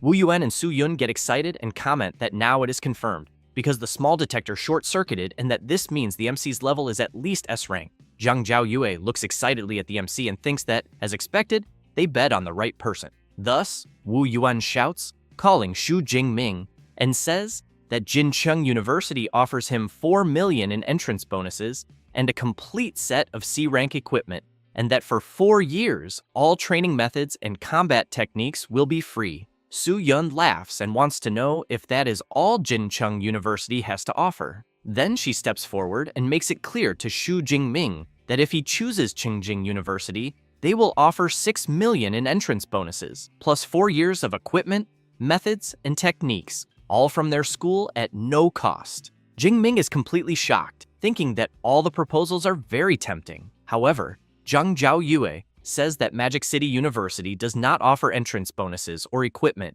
but in terms of training methods and combat techniques, they will offer everything the others offer. And in addition, every year the MC will receive an S-rank cultivation resource. Wu Yuan and Su Yun cannot believe that she is really offering S-rank resources.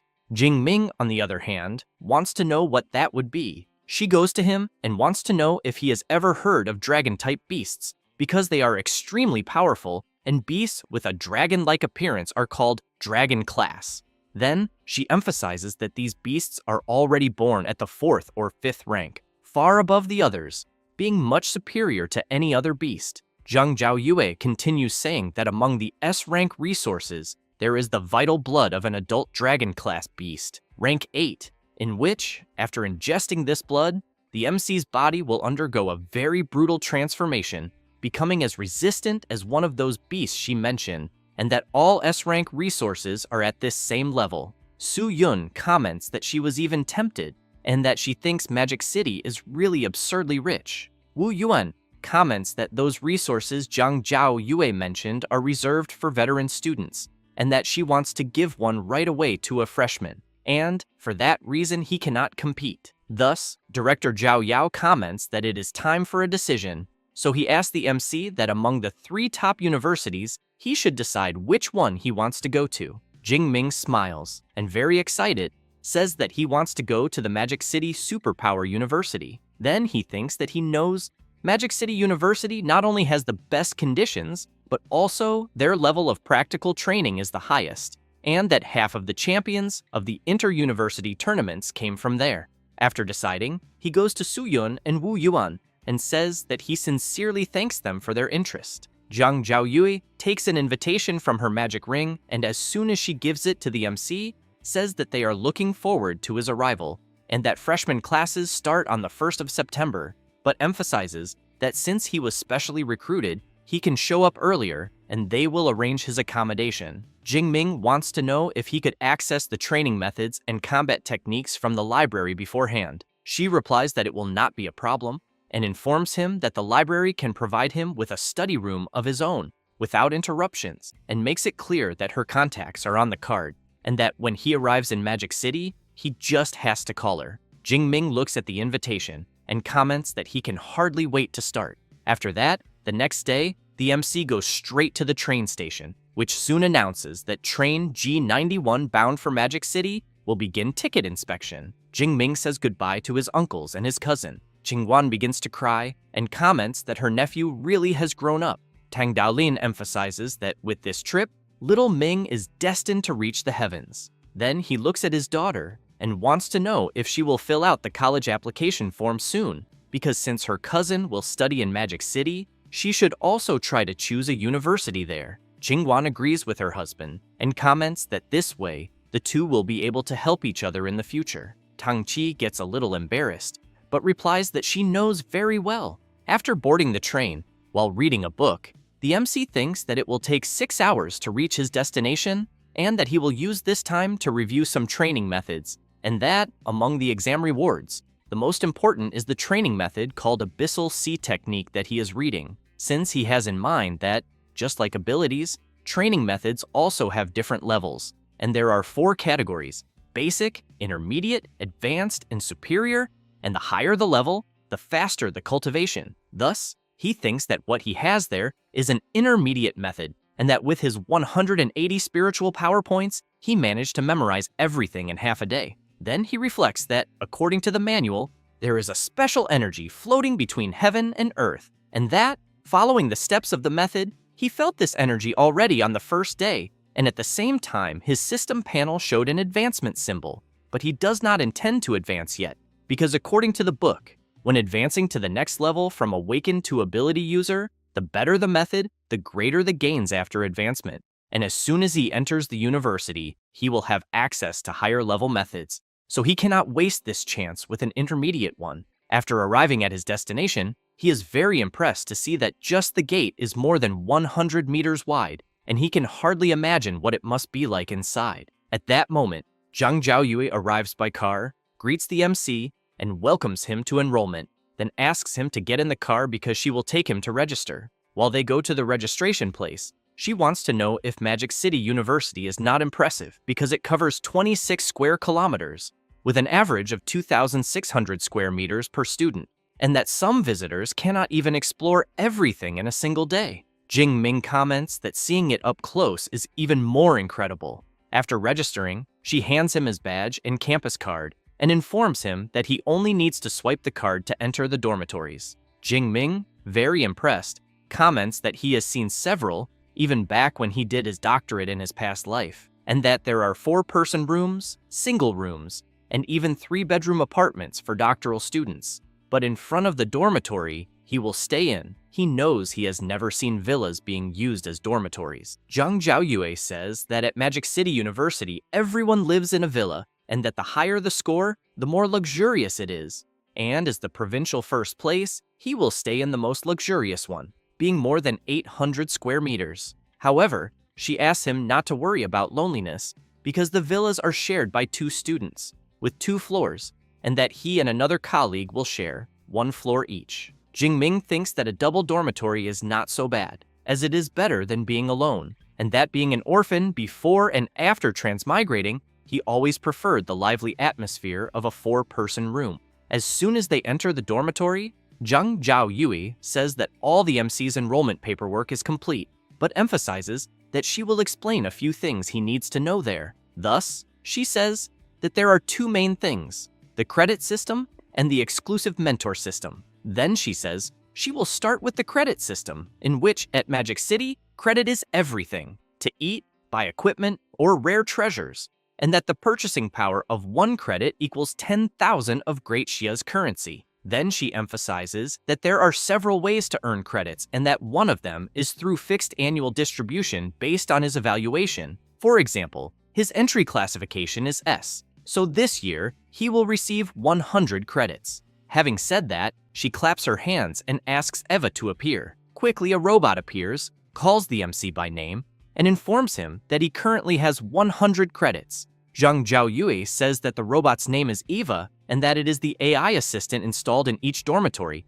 and that Eva's true body is the school's central AI. The ones in the dormitories are just sub-bodies. But she emphasizes that even as a sub-body, it has already reached the standard of rank 4 AI, being able to help a lot in daily life. Jing Ming is very impressed to know that a sub-body is rank 4, since he has in mind that AI technology on Blue Star is much more advanced than in his previous life. Zhang Zhaoyue says that she will now explain about the exclusive mentor system, where every student can choose a mentor they admire and become an apprentice, but obviously only if the mentor accepts. Jing Ming wants to know if even as a freshman he can have individual guidance. She replies that yes, and says that the university's mentors are all high-level ability users, and that almost all of them have unique and secret combat techniques and training methods, and that you can only learn them after becoming an apprentice. Then she makes it clear that in Magic City, there are 4 mentors with lightning abilities. Among them, the Dean of the Academy of Weapons, Yang Zhentian, being the person she most recommends for the MC, until Eva shows some information, stating that Yang Zhentian is 52 years old, Dean of the Academy of Weapons at Magic City University, a high-level 7th rank ability user, possesses an A-rank lightning ability called True Thunder of Wind and Fire, is a master in martial arts, sword, spear, longsword, and various weapons, earned the nickname Thunder Spear, and once faced alone the 8th rank Tremor Demon Serpent for 3 days and 3 nights before defeating it. Zhang Zhaoyue says that the information on the other 3 mentors is also with Eva, and that 2 are from the Elemental Academy, and the last is also from the Academy of Weapons, but uses a sword. Jingming gets excited and comments that since his focus is lightning and spear, he thinks Dean Yang is indeed the best option. Thus, after some time, he goes to a mansion and thinks that, as expected, a mentor's house is much more advanced than the students' dormitories. Then a guy approaches wanting to know if the MC is there to become someone's apprentice, but then realizes something and wants to know if the MC is still just an awakened or a special recruit. Jingming simply replies yes, and the guy says that in previous years, the special recruits were at least rank 1 intermediate or high, and that he did not expect an awakened this year. Then he says he is from the Academy of Weapons, and that his name is Tan Mingyang, a 3rd-year student. The MC introduces himself and says that he has just entered the university. Mingyang emphasizes that the MC is quite fast in learning about the mentor system on the very first day, as most only find out after the freshman tournament. Jingming gets curious about this tournament he just heard of and asks Mingyang to be clearer. He says it is a tradition at Magic City University and usually takes place 3 or 4 days after official enrollment, and that all teachers watch, and the freshmen who stand out are contested by the academies and sometimes become direct disciples. However, he makes it clear that for special recruits like the MC, it is not possible to become an apprentice before that. But he thinks that becoming Dean Yang's apprentice right upon arrival is almost like winning the lottery, and that he will probably just be making the visit for nothing. Jingming thanks Mingyang for the explanation, calling him senior, but wants to know if he is also there to try to become Dean Yang's apprentice. He replies yes, and says that he has already tried several times this past semester, but has always been rejected, and that is why he is almost giving up. But deep down, he still cannot let go of it. At that moment, someone opens the mansion door and then welcomes the 2 and informs them that Dean Yang is already waiting for them and that they are to follow him. Mingyang is intrigued because he has in mind that in previous times the butler was never so welcoming. As soon as they enter, the dean is with another person waiting for them, and the MC immediately realizes that the presence of the dean of the Academy of Weapons, the 7th rank ability user known as Thunder Spear, Yang Gentian, is indeed quite impressive. The old man comments that the black-haired boy must be Xu Jingming and says that director Zhang Zhaoyue has already informed him, then asks the MC to accompany him because he will take him to the training room. As soon as they arrive in the training room, the principal says that he watched the video of the MC's martial arts exam and that his combat ability is impressive, in addition to having advanced level marksmanship. However, he emphasizes that before anything else, he wants to see with his own eyes the special rank S superpower, the divine thunder of the purple sky. Jingming says he will show it and quickly begins to focus. Then he releases his powerful power, unleashing lightning throughout the place. The principal is impressed when he sees the divine thunder of the purple sky and thinks that although he also has a lightning-type power, the true thunder of wind and fire, he knows that the difference between rank A and rank S is something that cannot be overcome with effort, and therefore thinks that if the MC really dedicates himself, maybe one day he will reach his level. Then he calls the MC and says that with his potential, becoming his disciple would not be a problem. But he makes it clear that throughout his life he had many friends and also many enemies, and that if he decides to be his disciple, he cannot guarantee that he will not be involved in this, as some may even try to attack him because of it. Then he wants to know if he still wants to move forward. Jingming quickly kneels down and, full of confidence, calls the principal master and answers that he does. Then he thinks that he has always admired those who grew up in the midst of bloody battles, since the more enemies defeated, the more the master's combat strength is proven. Gentian begins to laugh and shouts that from this day on, the MC is his 32nd disciple and the first with a rank S superpower. Thus, while taking a book from his magic ring, he asks his disciple to stand up and says that there is the most advanced cultivation method, being the extreme training for superpowers, along with the combat body technique he developed, the indestructible body of thunder. As soon as he takes the book, Jingming becomes very excited, thinking that it is a combat technique that strengthens the body. The principal emphasizes that this cultivation method does not even need much explanation, since it is one of the top 3 in the academy, but that the real highlight is the body technique, the indestructible body of thunder, which represents all the hard work of his life and which was recognized both by the Martial Hall of Thunder and by the Martial Hall and evaluated as a Rank S combat technique. Jingming is very surprised when he hears that it is a Rank S combat technique, as he knows that just like superpowers, techniques also have their classifications, and that the higher the classification, the harder it is to master, but the final power is incomparable. He also knows that most 7th rank masters are respected for creating Rank A techniques, but that Master Gentian created a Rank S1, and on top of that, the most complex type, being a body technique, and therefore thinks that the talent required for this is something frightening. The principal explains that the technique he passed on to the MC only works for those who have lightning-type powers and has 13 stages, where each advancement transforms the body, but to cultivate it, one must have already awakened a superpower. Thus, after advancing with the extreme method, the MC is to look for him again, as he will personally help him build the foundation of the indestructible body of thunder. Jingming quickly thanks his master several times, and thinks that with a mentor guiding, everything is easier, since he knows that if it were on his own, he would get completely lost. The principal watches the MC leave and thinks that personally, he only reached the 10th stage of the indestructible body of thunder, and that the last 3 are still beyond his reach. So he knows that if he cannot reach the peak as a 9th rank martial saint in this life, the MC will be his greatest hope of proving the value of this technique. After all, according to his assumptions, by mastering it completely, he thinks that the body may achieve true indestructibility. After saying goodbye to the butler and going outside the mansion, Mingyang is sitting with his head down. Jingming quickly wants to know what happened. With his body and face completely beaten, Mingyang wants to know if the MC saw the guy who was with the principal, because that was Senior Liu, disciple of Principal Gentian, and that to qualify him as an apprentice, he would have to defeat him while he only used 1/10 of his strength. But he has already given up on that idea. Then he turns and wants to know if the MC was also rejected,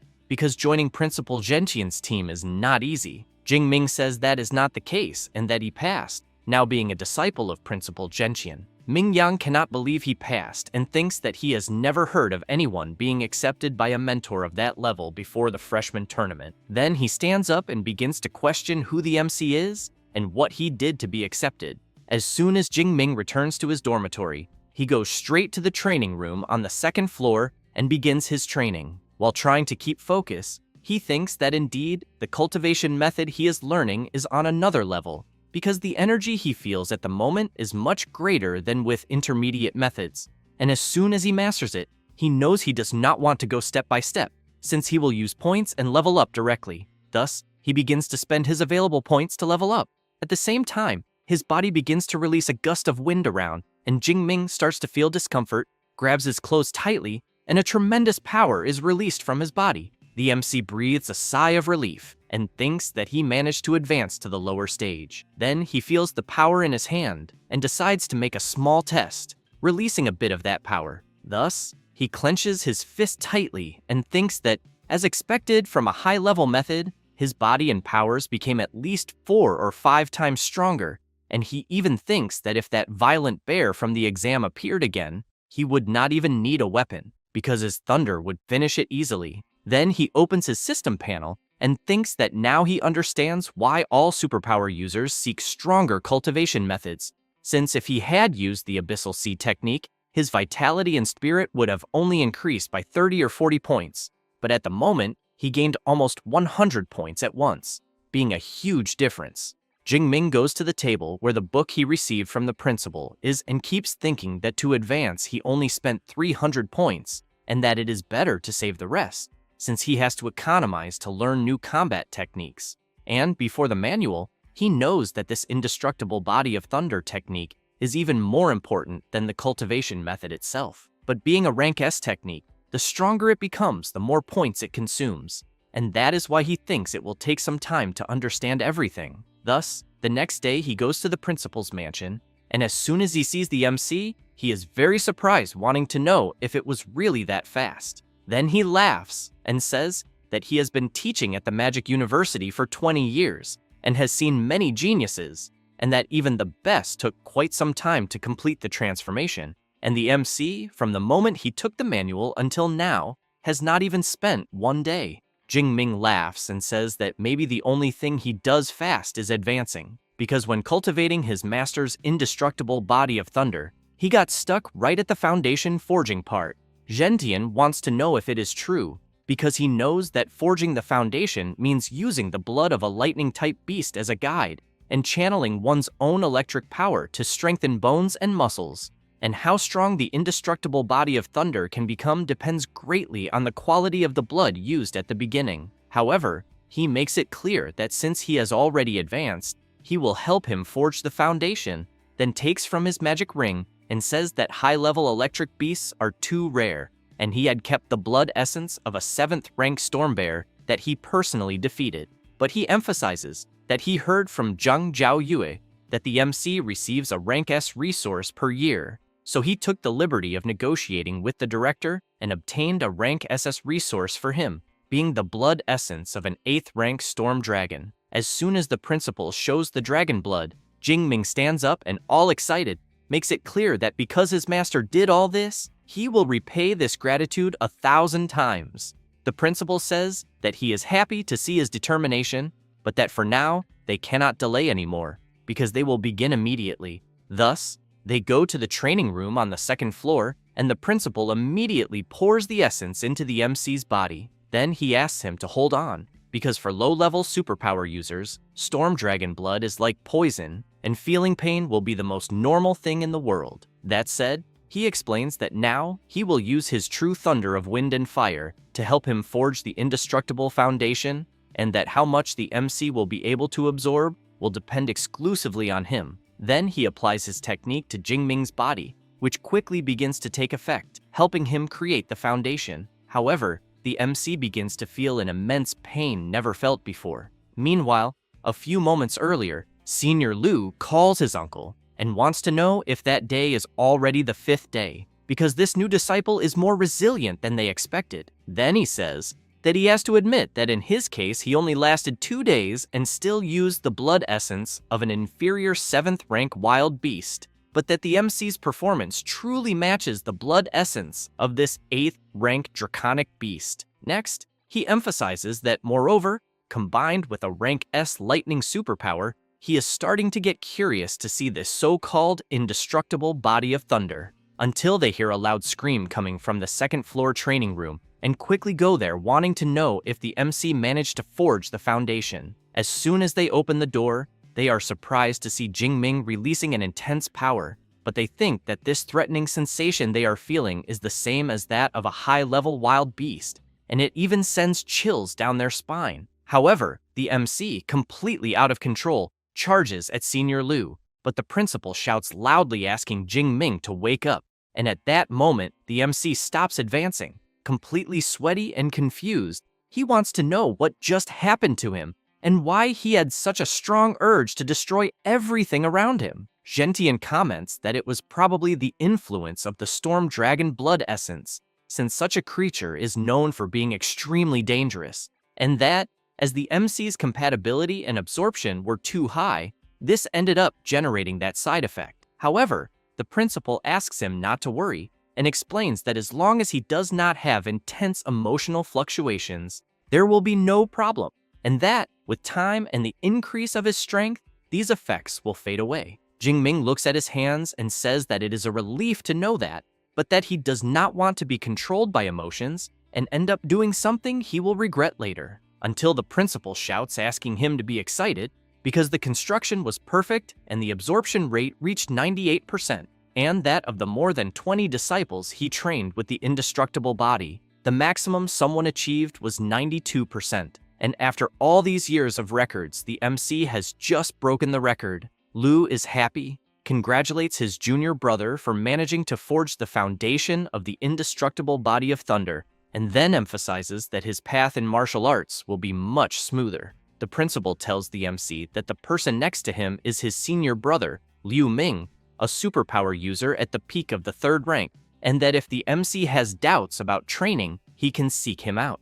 Jingming smiles and says that it is a pleasure to meet him. Liu Ming says that he did not prepare anything for the MC, and that is why he will transfer some credits as a welcome gift. As soon as he sees that he transferred 200 credits, he is very surprised and says that it is a lot, since he knows that they are talking about 2 million great Xia coins just as a gift. The principal says that it is only 200 credits, and that it is not much for Liu Ming, because a veteran needs to take good care of the juniors, and that when the MC has his own juniors, he should remember to do the same. Jing Ming says that he understands and thanks them both. Then, Gentian says that the foundation was forged, and after 5 days without eating or drinking, he thinks it is better for the MC to go rest. So he asks him to return the next morning to learn boxing and shooting techniques with Senior Liu. After returning to his dormitory, the MC is confused to see a guy playing video games there, and as soon as the guy notices Jing Ming, he says that he must be his roommate, then introduces himself and says his name is Liu Wentao, and that it is a pleasure to meet him. Jing Ming introduces himself, and the guy is surprised to learn that he is Xu Jingming, because he knows he is the one who ranked first in Jiangnan province.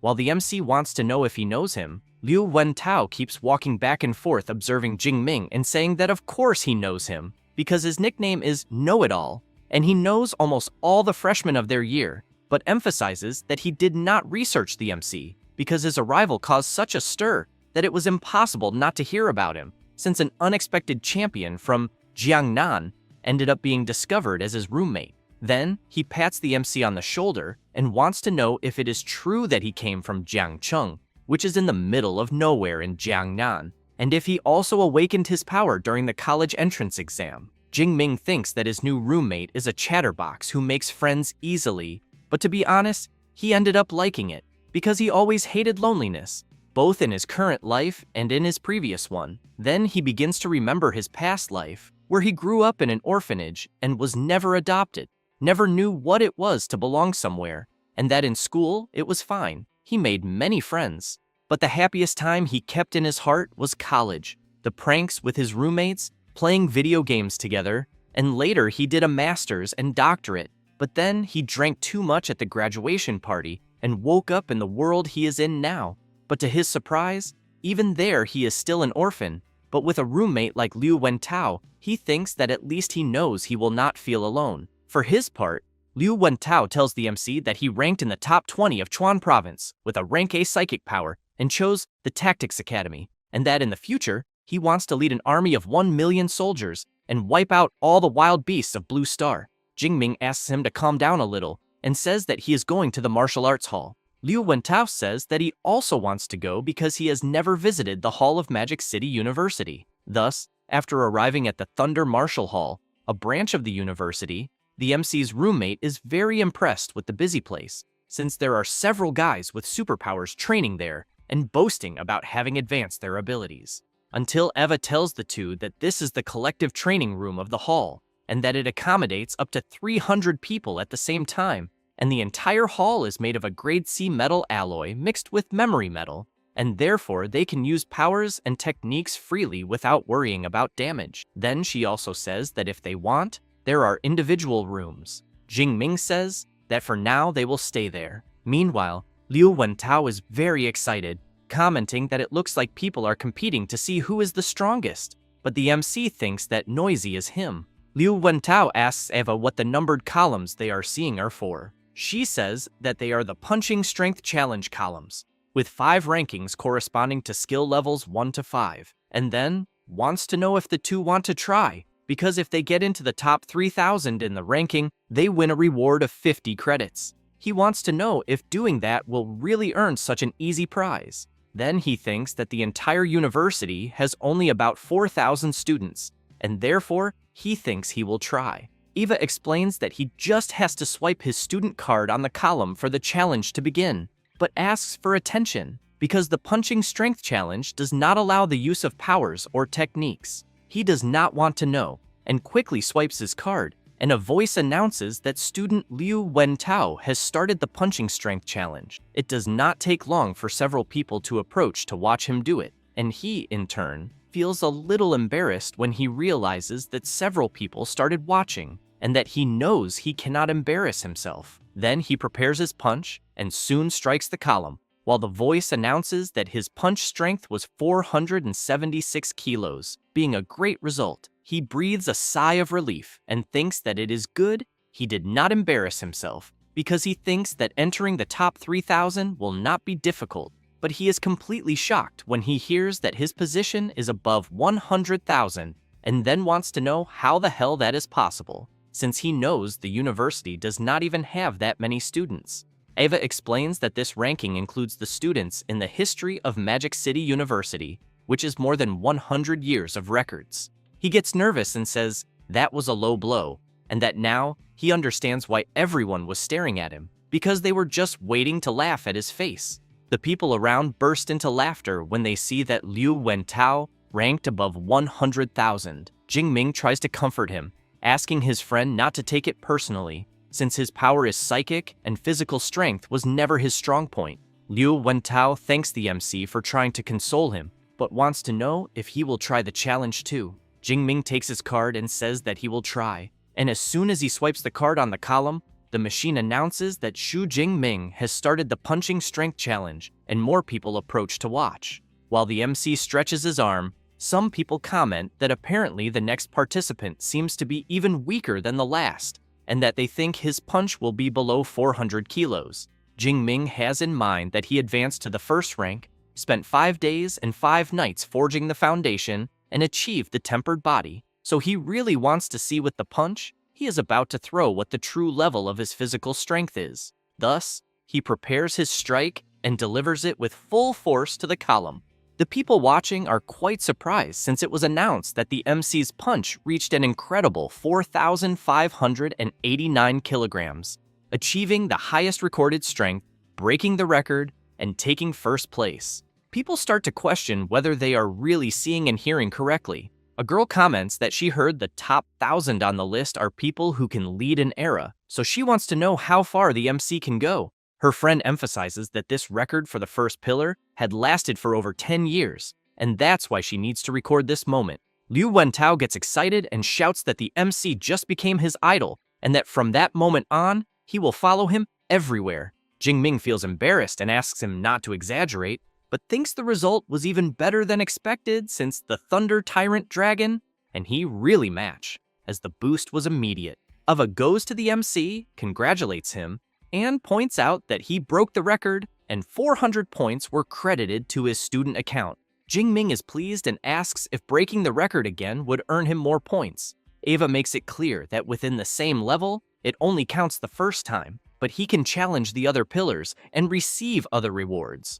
Therefore, the MC looks at the remaining pillars and thinks that the other 4 are for students from ranks 2 to 5, so he decides to wait and break those later. At that moment, the MC is surrounded by several girls asking if it's his first time there and offering to help him use the equipment. However, he gets embarrassed and leaves, calling Liu Wentao and saying he needs to train in a private room. Meanwhile, Liu Ming is on his phone, calls the principal, and says that junior brother Xu is very popular on the campus forum because he broke the record with over 4,500 kilograms, and that he thinks the boy's physical strength is absurd. Zhentian comments that he should be resting, so he wants to know why he went to the gym to break a record. Liu Ming takes a deep breath and thinks that when he was at the advanced stage of rank 1 and had the first level of the indestructible thunder body, his punch barely exceeded 3,500 kilograms. But the MC easily surpassed him.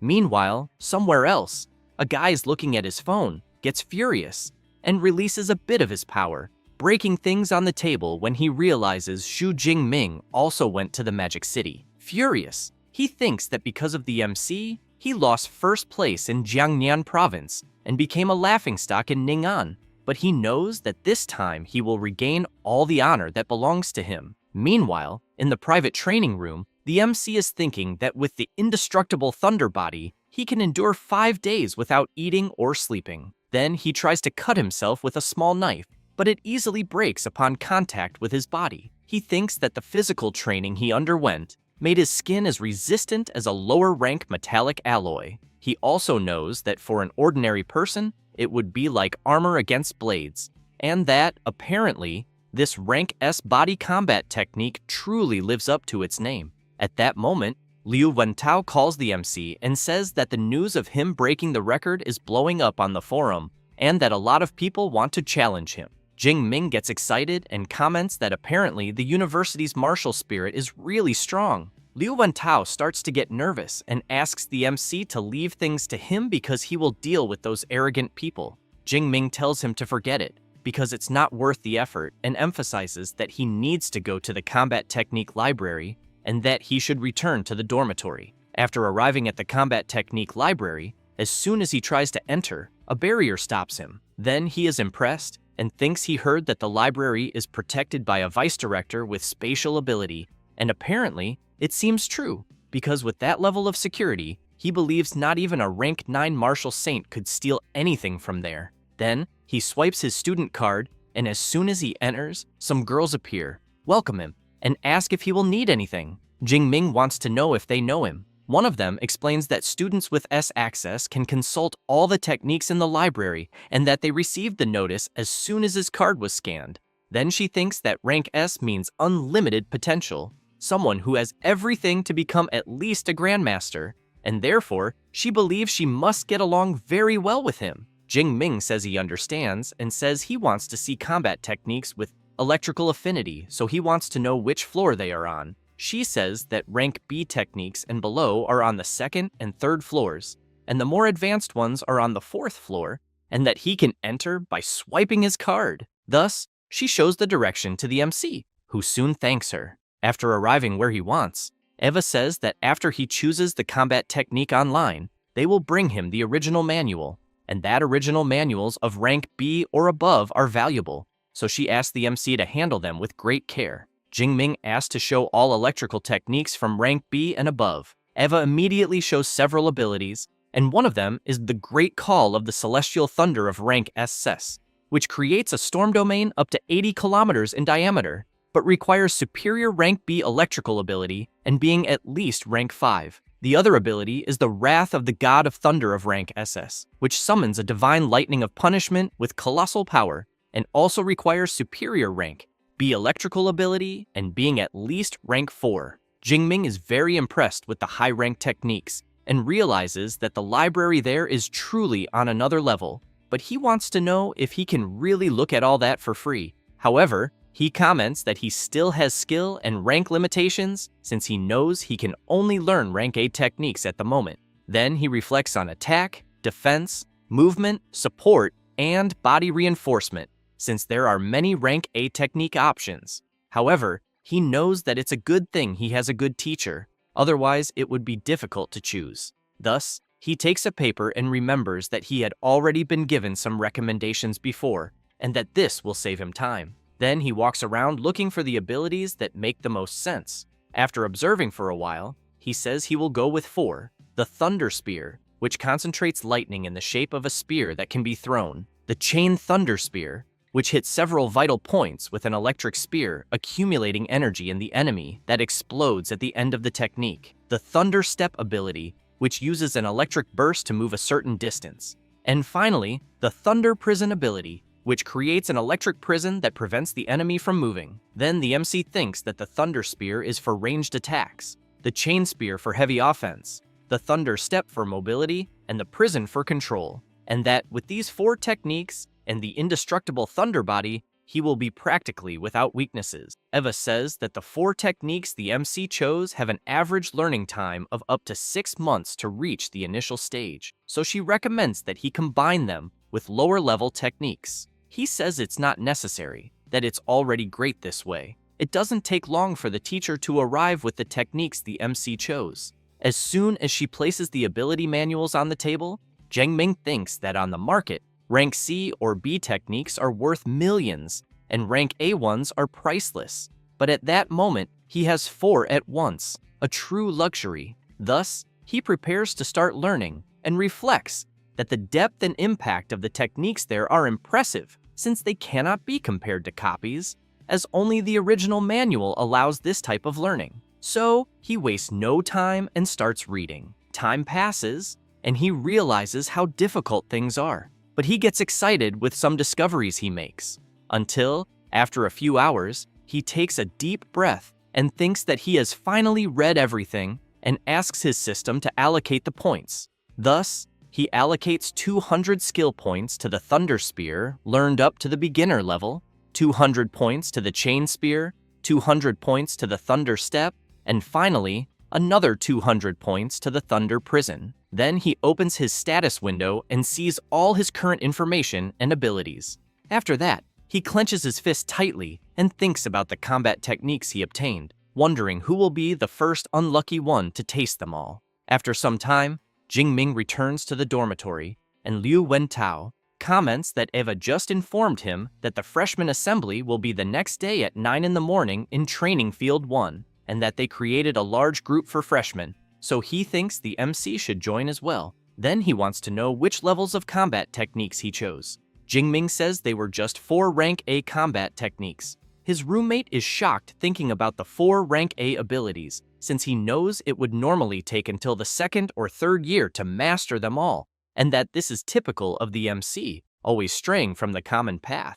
Liu Wentao comments that if the MC can access rank A techniques, he wants to know if that means he also has rank A authorization. Jingming replies that he doesn't and says that his is rank S, which leaves Liu Wentao even more astonished, wanting to know if the university they are in has anything above rank A and why he has rank S authorization, then asks if he is the student everyone was talking about online. Jingming comments that apparently the know-it-all just learned something new. Liu Wentao thinks that's amazing and admits he even imagined his friend's authorization matching his classification, but never thought rank S truly existed, since the top students from other provinces are only rank A. Then he smiles and thinks that luckily he bet on his friend from the start, since he can now say he's an old-time fan. After that, the MC goes to the training room on the 2nd floor and, while looking at the free training spear, thinks that he already has combat techniques and that now he needs proper equipment since he knows his old level F black obsidian spear was discarded, and that's why he didn't even bring it. But even if he had, he knows it wouldn't withstand his current power. So, he calls for Eva and asks her to open the school shop and look for spear-type weapons. While she shows several varieties, the MC thinks there are spears of ranks F, E, and D with various options, and that it seems possible to adjust their length and weight. But he knows that the higher the level, the heavier and more expensive they become. So he decides to go with a rank E spear that weighs around 210 kilograms, along with a low-rank combat suit and boots. As soon as he completes the purchase, Eva says that he bought a long spear, a combat suit, and low-rank combat boots, with a total cost of 237 credits, leaving 383 credits remaining, and that the MC's purchases will be delivered the next morning. Jingming realizes that credits disappear too quickly since almost half of them are gone at once. Then he grips the spear firmly and thinks that until his new spear arrives, he'll have to make do with the one there, and that it will be his training partner for his 4 new rank A combat techniques that night. The next day, at the freshman assembly, people get excited when they see the MC and wonder if it was really him who broke the school record the day before. Then a guy named Lei Zhou shouts, calling the MC and saying he wants to challenge him. The people around are surprised to see who's shouting since they know he's the 2nd place in the Jiangnan combat exam, scoring more than 9,300 points.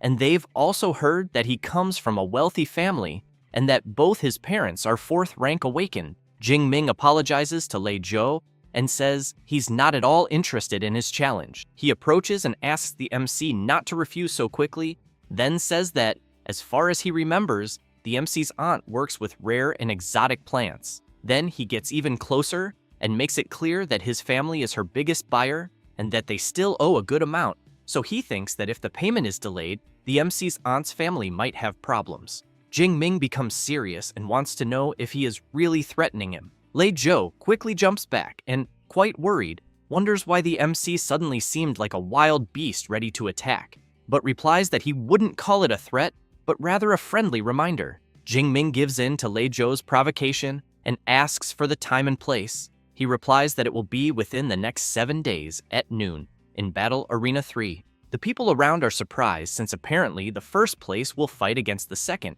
and they think it's going to be quite a show, so they plan to arrive early to get a good seat. At that moment, someone calls for the students and welcomes everyone to the Magic City University. Then he says that the assembly is not the official opening ceremony and that they gathered everyone to clear up doubts about the credit system, exclusive mentors, and other things. But first, he wants to present the school's combat power ranking. He also emphasizes that they will use a virtual immersion capsule to fight in a holographic simulation and that the final placement depends on how many stages they can clear. So he asks everyone to give their best to climb the ranking since the rewards are very generous. After some time explaining everything and with the students talking about what they heard, the MC, a bit bored, thinks that it's finally over since it lasted more than an hour, and the only interesting part he heard was about the virtual capsule because he needs to test it as soon as possible. But he keeps in mind that in the coming days, it's better to look for Mr. Liu Ming and his mentor to start daily training. Thus, the next day,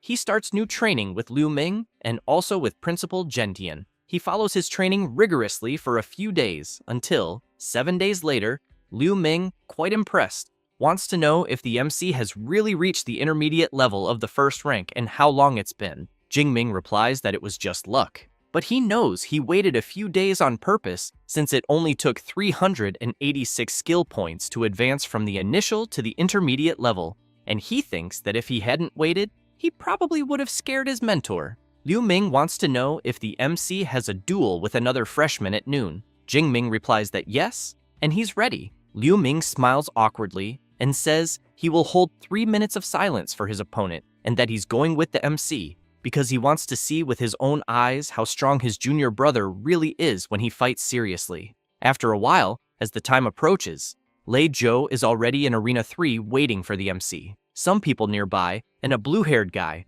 Tioe comment that the big freshman tournament is in a month, and that the fight they are about to see is a good preview to measure the strength of the province's best. The chubby one says he checked and saw that Xu Jingming only got first place because his exam location was easier, so he bets that Lei Zhou will win. At that moment, the MC appears wearing his new purchased outfit alongside his senior brother. Liu Ming observes the MC's new look and wonders how many senior and freshman girls he'll charm once he becomes famous. Lei Zhou notices that Xu Jingming's rank has increased but thinks it's fine since he also made his own preparations. Then he calls Jingming and says that just fighting to see who wins is kind of boring, so he wants to know if he's up for a bet. It can be all the credits they both have. The MC agrees and says he currently has 370 credits. Lei Zhou comments that the MC has quite a bit, then makes it clear that he will pay the difference in Great Xia currency, and that, to ensure no one goes back on their word later, they'll transfer everything to Professor Zhou's account. Thus, he points to the arena referee, Zhou Yun, who has a healing-type superpower, is rank 6, and is at the intermediate level. After transferring his credits, Jingming thinks that fights between Awakens are dangerous, and that apparently the school wants to avoid deaths on campus. People go wild upon learning that the duel is worth 3,700,000. It doesn't take long for the referee to announce that she received the credits and transfers, then asks both fighters to get ready. She emphasizes that when one side gives up or loses consciousness, the other cannot continue attacking, and anyone who violates the rules will be severely punished. Both acknowledge and prepare. Lei Zhou releases his power and shouts to Jingming that he will reclaim all the glory he took away. The students are astonished to see his power and comment that this was expected from a rank A fire elemental ability. Lei Zhou wastes no time, leaps forward, and uses his flaming slash technique. Jingming waits for the attack to come within his range and blocks his opponent's strike. People are shocked to see that the MC easily blocked Lei Zhou's technique. Lei Zhou himself can't believe it and wants to know how that's possible. The MC releases a bit of his power and tells Lei Zhou that nothing is impossible and that he's weak as hell. With that, he delivers his attack, which hits his opponent directly, making him feel the impact and sending him flying backward. While he's lying on the ground, the students wonder if the fight is already over since they know Lei Zhou was stronger than the MC. They also comment that most freshmen there couldn't even block the flaming slash attack. Liu Ming looks quite bored, thinking that Lei Zhou couldn't even force his junior brother to use 10% of his strength. Then, Zhou Yun enters the arena to announce the winner, but Lei Zhou calls out to her and asks her to wait a moment because he hasn't given up the fight yet. He then takes out a red pill. Zhou Yun notices this and shouts, asking if it's really a blood fury pill, and if he's trying to kill himself since it's just a duel and not a fight to the death. The crowd starts yelling when they see Lei Zhou about to swallow the pill, because they know it temporarily boosts strength but has heavy side effects. Struggling to stand, Lei Zhou says it's fine and makes it clear that he'll take the consequences, since he's going all out against the MC and fully accepts the result. At that moment, Liu Wentao, among the crowd, shouts asking if the referee will allow Lei Zhou to use the pill since he knows that's like cheating on a test. She replies that the duel is unofficial, without strict rules, like an open book test, and that weapons, combat gear, and medicine, any material support are allowed, and if the MC had pills, he could use them too. Lei Zhou swallows the pill and quickly gains an unbelievable surge of power. Zhou Yun is astonished because she knows the pill he took is high grade and that it raised Lei Zhou straight to the second rank of the initial level. She thinks the MC is in serious trouble. However, upon seeing Jingming's expression and how he releases his power, she realizes his spirit has only grown stronger and thinks that with such resolve, he has the soul of a commander. Jingming readies his spear and thinks that now it finally feels like a fair fight. He leaps forward and prepares his attack. As soon as the MC strikes, Lei Zhou tries to block with his sword but is thrown backward by Jingming's strength. He doesn't like it one bit and thinks that even with second-rank power, he still can't match Jingming's strength, wondering what kind of monster he is. As he gets up and launches his fireball attack, he concludes that he can't face him head-on, so he'll attack from a distance. However, with a simple movement of his spear, Jingming completely dissipates his opponent's attack and asks if that's all he has to offer. Lei Zhou becomes furious and wonders what kind of electric ability the MC is using, but realizes that he can't get close either, so he figures that if he can endure until the MC's lightning runs out before the pill's effect fades, he still has a chance.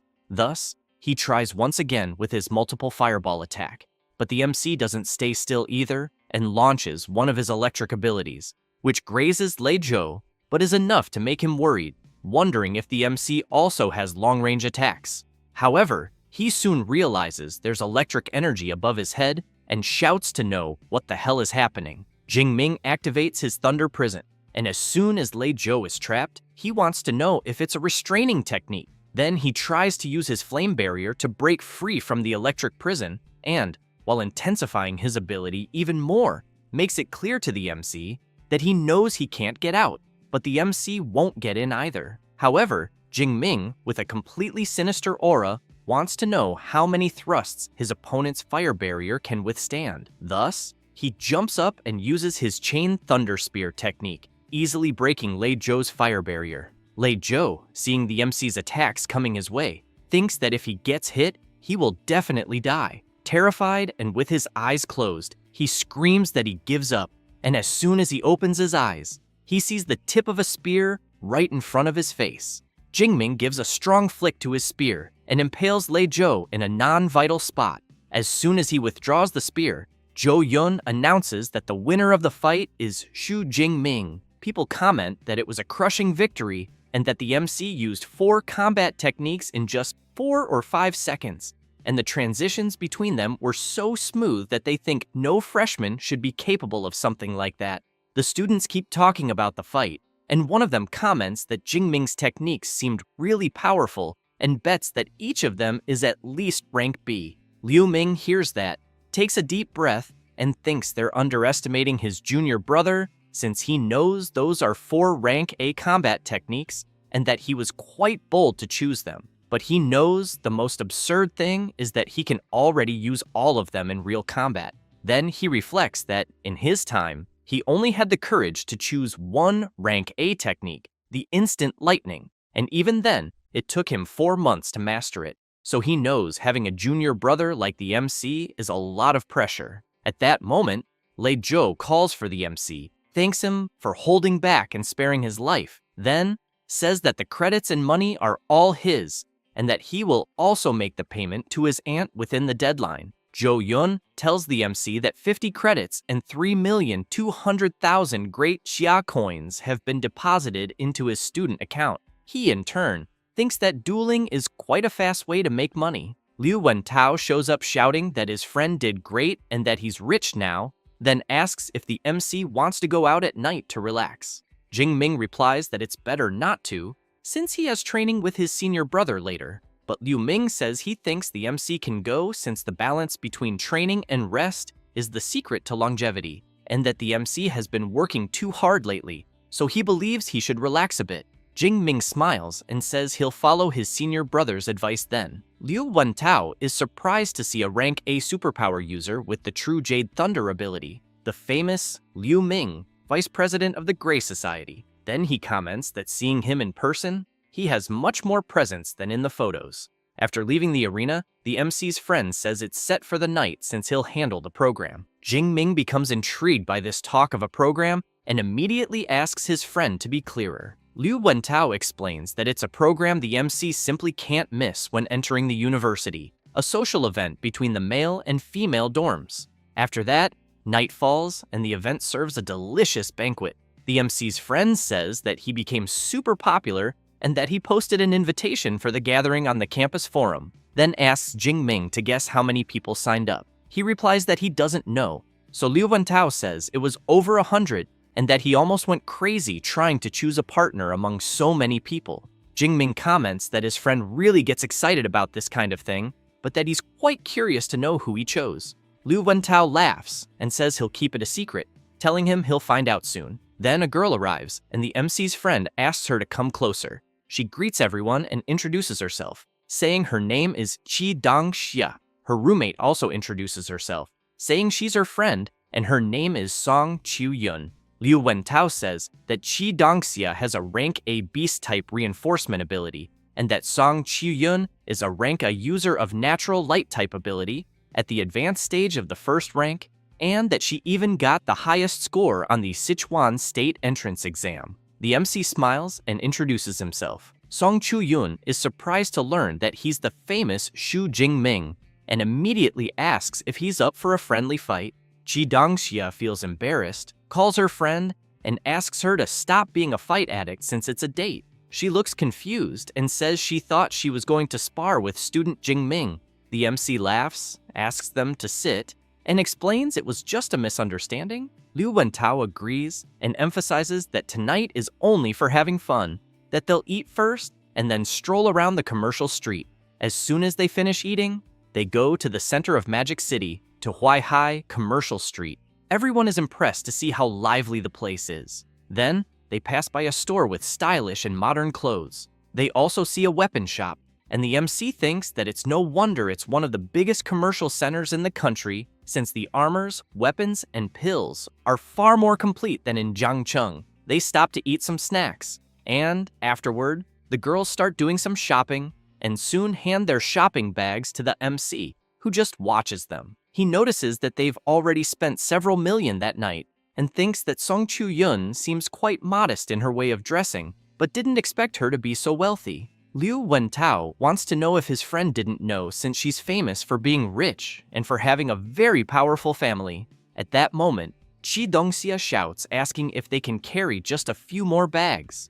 After a while, they return to the dorms, and the girls say they can leave them there. Song Qiu-yun remarks that they had an amazing night and thanks them for it. Jingming smiles and says goodbye to them. However, a bit embarrassed, Song Qiu-yun calls for the MC and emphasizes that what she said earlier was serious because one day she really wants to challenge him to a real duel. He's impressed by her attitude, so he turns and makes it clear that he'll be waiting for that day. She becomes even more embarrassed, and Qi Dongxia notices it and says that since classes started, she's never seen her friend treat a guy nicely, but with Jingming, she was even kind, so she points out that she was right to drag her to the date. Song Qiu-yun says that her rank A ability, Dawn Light, gives her very sharp perception, and that she can sense the malicious thoughts of men when they stare at her. But she makes it clear that with the MC, it's different because he only looked at her with admiration, without any malice.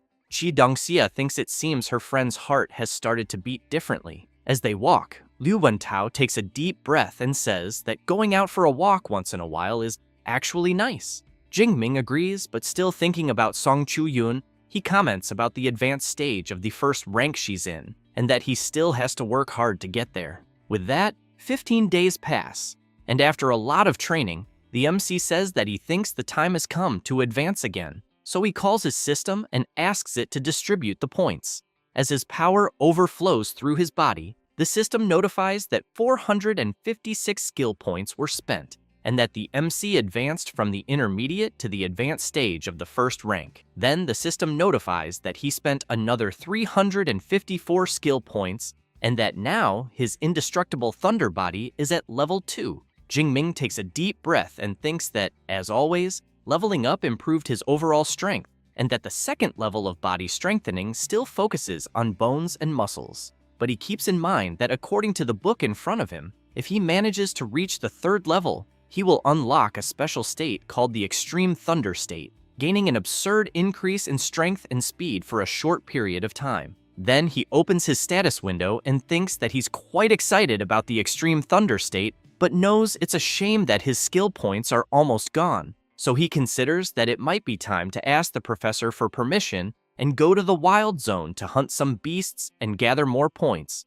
After visiting Principal Gentian and telling him that he evolved, the principal can't believe it and wants to know if the MC really evolved again in such a short time. Jingming says that's what he was about to say, that it happened the previous night, and that his indestructible thunder body also advanced to the second level. Very impressed and excited, Gentian thinks that advancing in rank and body strengthening are two huge milestones, and that his student speaks as if he had just drunk a glass of water. So he believes that with a rank S ability and the MC's effort, it's impossible for him to fail. Liu Ming appears saying that he had already said before that his junior brother is a complete monster, since it took him more than 6 months to go from the initial stage to the advanced stage of the first rank. The principal points out that it's not only evolution that matters because combat training is also essential, so he asks the MC to fight his senior brother Liu Ming to show how far his strength has come. Thus, both go to a combat training room, and Liu Ming makes it clear to the MC that he will use the power of the initial stage of the second rank. Then, both get ready, and as soon as the principal asks them to start, they move at incredible speed. As soon as their weapons clash, Liu Ming is surprised and thinks that his junior brother's strength is truly amazing, and that he seems to be on the same level as his own. On the other hand, Jingming thinks it's the first time since he got the system that he's facing someone as strong as himself. After thinking about this, he activates his Thunder Prison technique and traps Liu Ming. Then he leaps toward him with his Chain Thunder Spear technique. Liu Ming, in turn, smiles and tells the MC that the combination he's using is the same one he used to defeat Lei Zhou, then emphasizes that it's a pity he's not that freshman. Thus, he activates his True Jade Thunder ability, blocking the MC's attack. After fighting for 20 minutes, Jingming is exhausted, commenting to his senior brother that his Divine Thunder ran out, and that, because of that, he admits defeat. Liu Ming makes it clear that he didn't lose due to lack of technique, but because of the energy of his ability. The principal comments that the fight wasn't bad at all, and that the MC's performance exceeded all his expectations since he thought Liu Ming would win easily, but it was so close that he had to rely on physical endurance to win. Liu Ming smiles and wants to know if the MC knows what his strength level was moments before. Jingming asks what it was, and his senior brother says that he was invincible in the second rank. The MC is very surprised to hear that, but the principal says that the training is over and that both can rest a little, then explains that the fruit there is of the clear spiritual type, which helps to recover energy, making it perfect to eat after intense training. Jingming goes to the principal and says that he wants to ask for something. Thus, he explains that he is thinking of leaving the university for a while and going to the Wild Zone. Gentian wants to know how long the MC intends to stay away. He replies that a little over a month, but makes it clear that he will return before the freshman tournament. The principal is intrigued, as he knows that the Wild Zone is not like the admission test area, because there is no army there to protect anyone, and beasts roam freely and appear randomly. One mistake and someone might run into a high-level beast. Then he puts his hand on the MC's shoulder and lets him go, but emphasizes that he should remember that if things get tough, he must run without thinking twice, as every specialist goes through moments of danger. He then worries that if his disciple wants to surpass himself, he won't be the one to stop him. Jingming bows his head and thanks his principal. However, he wants to know which wild zone the MC was thinking of going to. He replies that it's the one on the outskirts of Yuanshui City. Gentian says that one isn't the worst, that it's near the Magic City, and that the strongest beasts there are of the 4th or 5th rank, so the risk is lower. He also says that he will ask Liu Ming to give him some tips. Then, while activating a storage ring, he makes it clear that out there he won't be able to help him much, but will prepare a very good weapon for him. Thus, after taking something from his magical warehouse, he hands it to the MC. After that, Jingming returns to his dormitory and immediately asks Eva to open the university's mission system. While observing some missions, he thinks that, according to what his senior brother said, it's best to accept some field missions before leaving the university to collect some credits.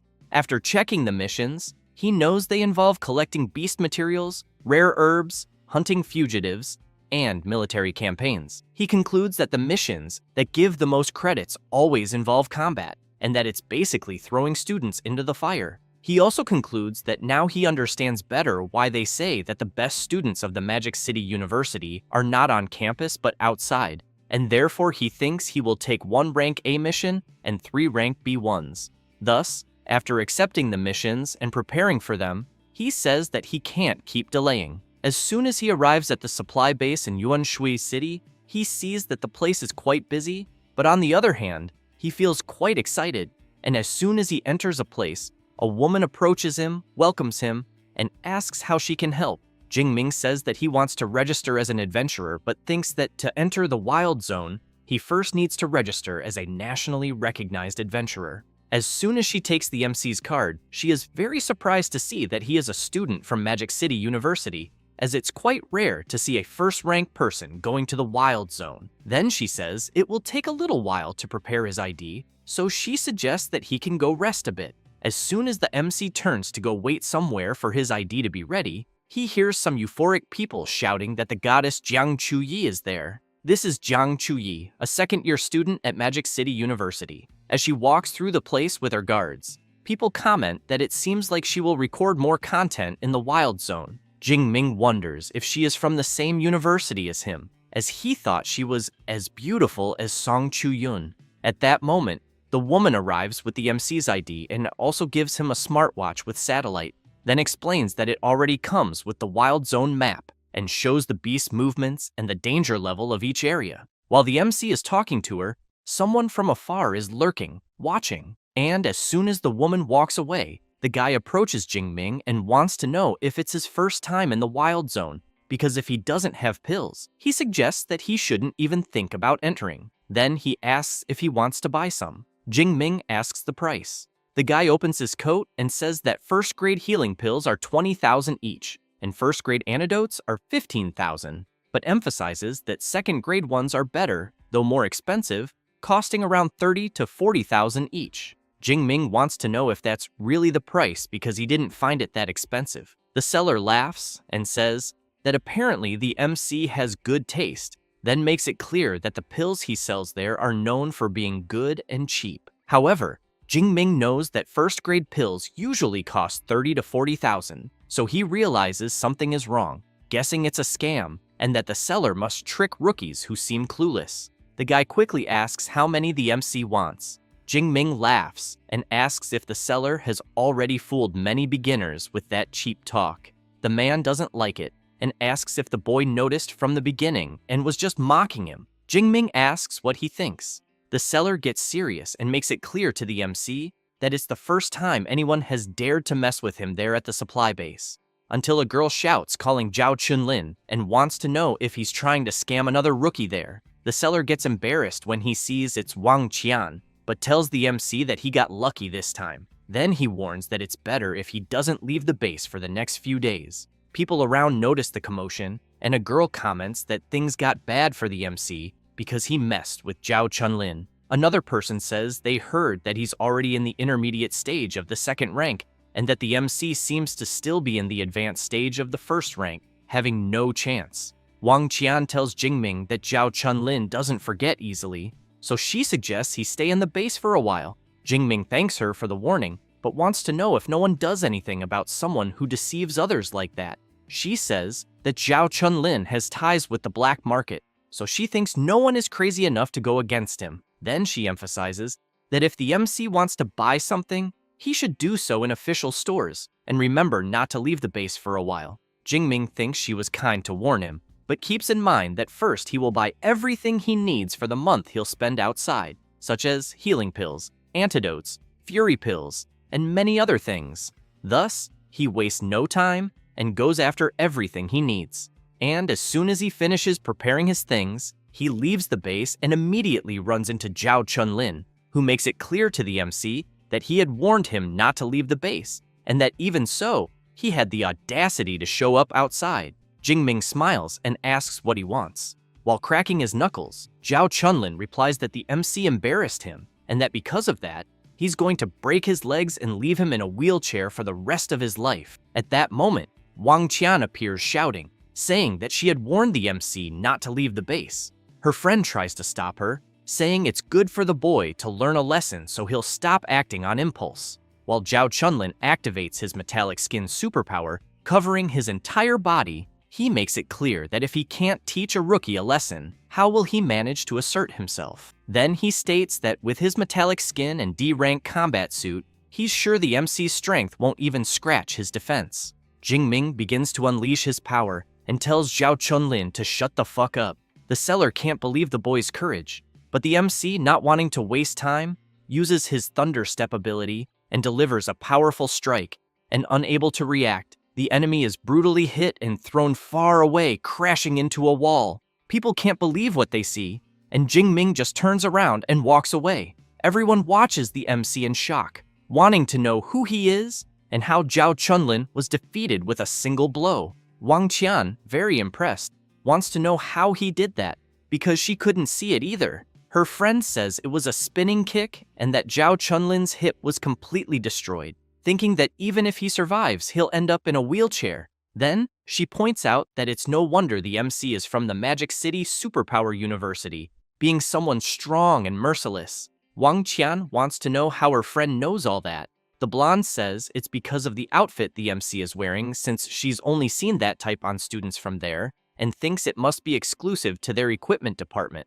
Wang Qian comments that only that university could create monsters like him, but wants to know from her friend if she agrees to invite the MC to the team, because they're in need of someone for the front line anyway. The blonde gets annoyed and asks if they hadn't agreed to form a group only with women. The other girls on the team want to know if Wang Qian is interested in the MC. After that, Jingming swipes his card and is informed that the information has been confirmed and his entry into the wild area has been authorized. With that, the MC enters the Yuanshui Wild Zone. He soon hears several roars from beasts and thinks that the roar he heard is a territorial warning, guessing it must be at least a 4th-rank beast. But that's not what he wants today. As he walks through the forest, he thinks that the Yuanshui Wild Zone is divided into 2 areas, the Ruined City and the Mountainous Forest, and that the beasts in the Ruined City are weaker, so he concludes that he'll start earning skill points there. Then, looking at the map on his smartwatch, he observes that Ping'an County seems like a good choice, since it has more 2nd-rank beasts and rarely 1st-rank ones, almost none above that, and he notices that the area is quite large and should have around 500 or 600 beasts. Thus, he rushes full speed toward Ping'an. As soon as he arrives, a wild beast appears. It's a shadow cat. Jingming grabs his weapon and thinks that apparently, skill points are coming to him for free. Then, he begins to release his energy and reflects that all this time, because of the influence of the Thunder Tyrant Dragon, his fighting spirit has only grown, and the more he suppresses it, the stronger it becomes. Jingming becomes completely excited and overflows with energy throughout his body, shouting that, at this moment, he doesn't need to hold back anymore. The Shadow Cat, seeing such power before it, becomes completely terrified. After that, a month passes, and some adventurers ask the captain what's going on in Ping'an County, because they've been wandering all day and haven't seen a single beast. The captain wants to know how they even dare to ask that. Another guy says there should be at least 600 beasts there, and thinks that even if they were migrating, they wouldn't just vanish like that.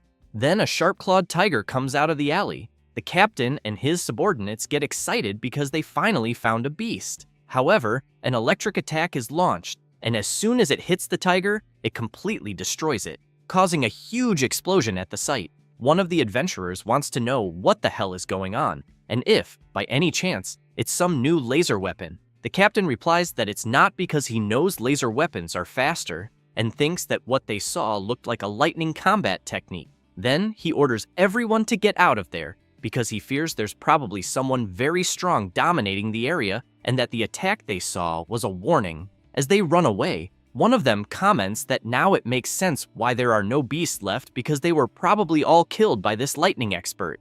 The captain yells at everyone to stop the nonsense because they need to get out of there before they anger that guy. From the top of the building, the system notifies the MC that he has defeated a second-ranked Blade Tiger and gained 19 points. Jing-Ming thinks that his Thunder Spear currently reaches over 1,000 meters.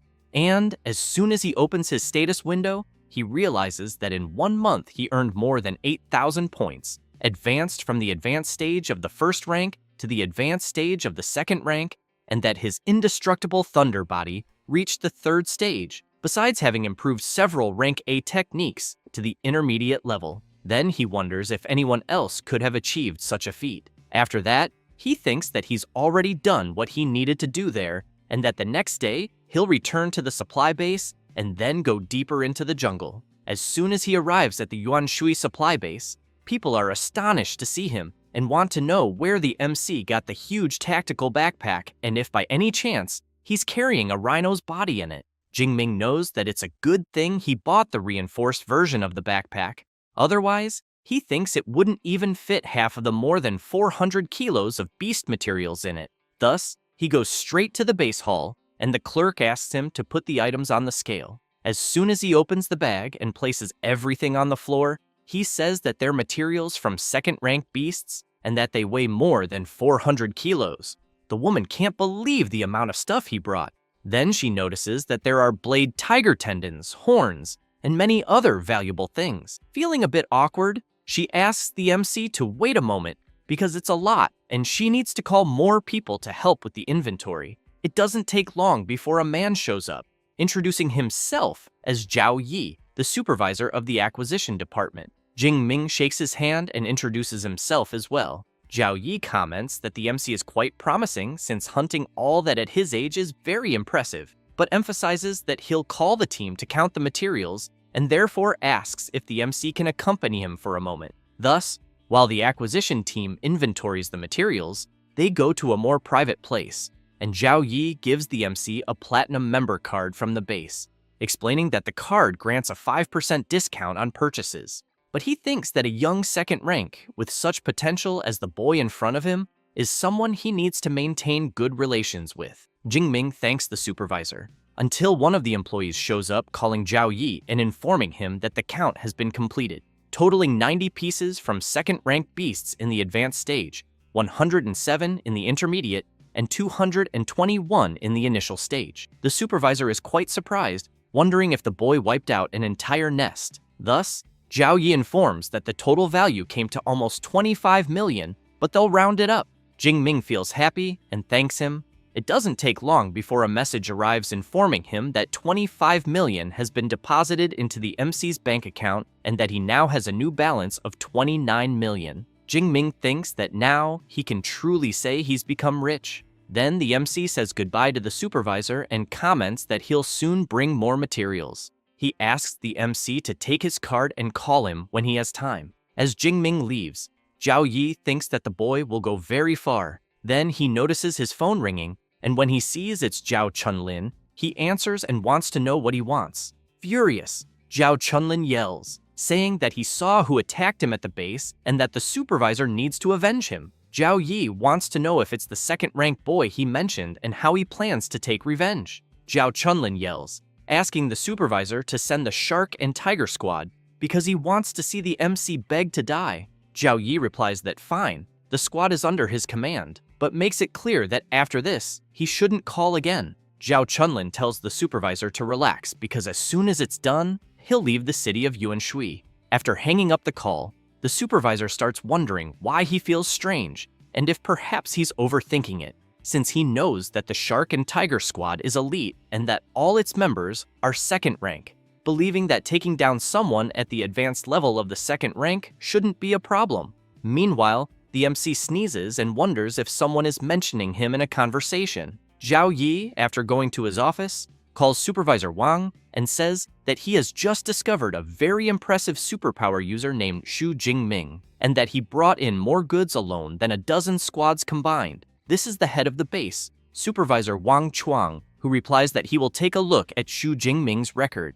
As soon as he sees the results, he's very impressed and shouts to Supervisor Zhao that this Xu Jingming is extremely important and that if he shows up at the base again, he's to be informed immediately. Zhao Yi replies that he understands and thinks that he would never have imagined that the MC would make old Wang so excited. So it seems that the boy really is someone significant. Wang Chuang, seeing Xu Jingming's record, comments that he never imagined another disciple of Principal Yang Zhentian would appear at his base, and that apparently the MC's talent is even more astonishing than Liu Ming's, being a true monster. Meanwhile, Jingming is walking and thinking that the dimensional rings for sale there cost more than 10 million and only hold the equivalent of a suitcase, which is absurd. But he knows that considering how practical they are, he's almost buying one, though he keeps wondering how much one that could hold a spear would cost. At that moment, his phone starts ringing, and when he answers, he sees it's Liu Wentao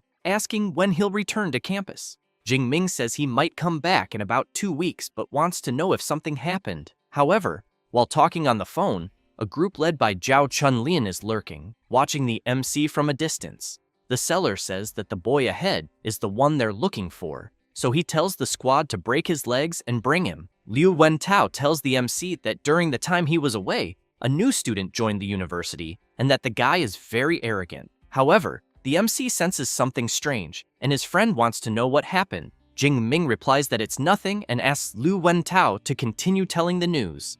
Meanwhile, the squad leader tells everyone to get ready because the target just entered the alley. Then he asks Heji to analyze the MC's power level. One of the squad members calls his captain and comments that he thinks sometimes he's too cautious since the MC is only at the advanced stage of the first rank, so he wants to know what kind of trouble he could cause. However, Heji is shocked when she analyzes the MC's power level and says that she thinks it can't be real. The captain immediately wants to know what happened. She replies that she'll show everyone so they can see it with their own eyes, since her ability works in a way that the stronger the superpower, the more intense the light the person emits. And, as the MC walks toward them, everyone is stunned to see the size and intensity of the power surrounding the boy and comments that someone at his level could easily wipe them all out. Then the squad captain says that apparently Zhao Chunlin pushed them straight into a trap because the information was wrong. He then announces that the mission is cancelled and that they'll deal with Zhao Chunlin later. As Jingming gets closer, everyone in the squad retreats, and the MC wants to know what happened and why they suddenly ran away. He then makes it clear that he's the only one at the base who has issues with Zhao Chunlin and knows that he definitely tried to take revenge in secret and that some people never change, and that the next time he sees that guy, he'll have to be tougher. As soon as the squad returns and finds Zhao Chunlin, the captain punches him square in the face, knocking him hard to the ground, and he, in turn, wants to know why the hell he's being beaten. The captain wants to know if he still has the nerve to ask because the information he provided was completely wrong, and they almost died because of him, since the target isn't at the advanced stage of the first rank, but at the advanced stage of the second rank. Zhao Chunlin is confused and wants to know how that's possible, since it's only been a month since the boy appeared. The captain turns and makes it clear that it doesn't matter anymore because he canceled the mission, and they'll report directly to Supervisor Zhao Yi. As soon as they meet him, Zhao Yi wants to know if the captain and the squad solved the problem. He replies that they didn't, and that they aborted the mission. Then he says that Zhao Chunlin gave them false information and that the target is actually at the advanced stage of the second rank. Moreover, according to Heji's observation, in practice the target has the strength of someone at the third rank or even higher, which is why they abandoned the mission. Zhao Yi gets nervous and wants to know what the hell Zhao Chunlin was thinking because he knows that kind of person shouldn't be provoked. However, when realizing it's someone at the advanced stage of the second rank, he turns pale and asks for the target's name. The captain says Zhao Chunlin didn't give a name, but the description fits. About 1 meter 90, strong, with a spear on his back. Zhao Yi becomes terrified because he knows the target in question is the MC. Thus, after telling everything to Wang Chuang, he goes crazy with rage, wanting to know if Zhao Yi has lost his mind for trying to kill Xu Jingming. Supervisor Zhao gets embarrassed and says that the MC is still only at the advanced stage of the second rank, and therefore thinks there's no reason to overreact. Wang Chuang calls Zhao Yi an idiot and tells him to check Xu Jingming's file. He's shocked to discover that the MC ranked first in Jiangnan province and is a freshman at Magic City University, and that at 18 years old, he's already at the advanced stage of the second rank. Then, he says he's never seen anything like that, because at that age, at best, the most promising should only be at the initial stage. Furthermore, the director of the Armament Academy, Yang Zhentian, is his exclusive mentor. Thus, he says, they're truly screwed. Wang Chuang emphasizes that someone at that level, even if he destroyed the entire base, the government wouldn't say a thing. Zhao Yi immediately apologizes repeatedly and makes it clear that he won't cause any more trouble there. Then he orders them to bring Zhao Chunlin. With his face completely beaten, he apologizes and promises he'll never go after the MC again. Zhao Yi puts his hand on his head and emphasizes that apparently just a beating won't be enough because the main culprit has to die. And if he wants to blame someone, he should blame himself for messing with the wrong person. Saying that, he completely eliminates Zhao Chunlin without any mercy. After that, he turns to Mr. Wang and wants to know what he thinks. The chief asks if Supervisor Zhao thinks what he did isn't too little. Then he turns and stresses that he might pretend not to have seen the crap Zhao has done at the base before, but this time, he went too far. Saying that, he makes it clear that everyone involved in this must be punished, both him and the Shark Squad, because they can't leave room for gossip or make it seem like they disrespected the MC. Sometime later, at the entrance of the supply base, Chief Wang and several other supervisors are gathered there. Some people comment that the man in front must be the base chief and that, except for Supervisor Zhao from the acquisition department, everyone else is present. So apparently, for everyone to be gathered there, someone important must be arriving.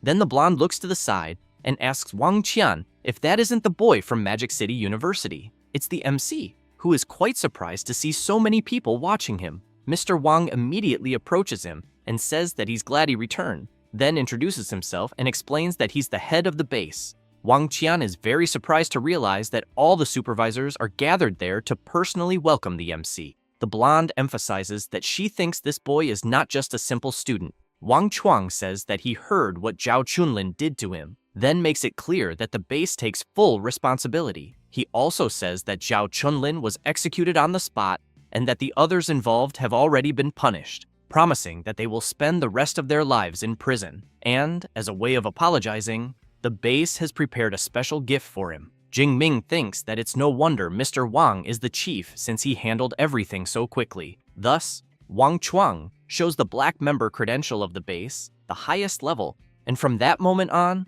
lodging there is free for the MC, in addition to all his purchases having a 20% discount. Then, he emphasizes that he will also grant a dimensional ring with a volume of 1 cubic meter. Jingming is very surprised and thinks that it's exactly what he needed.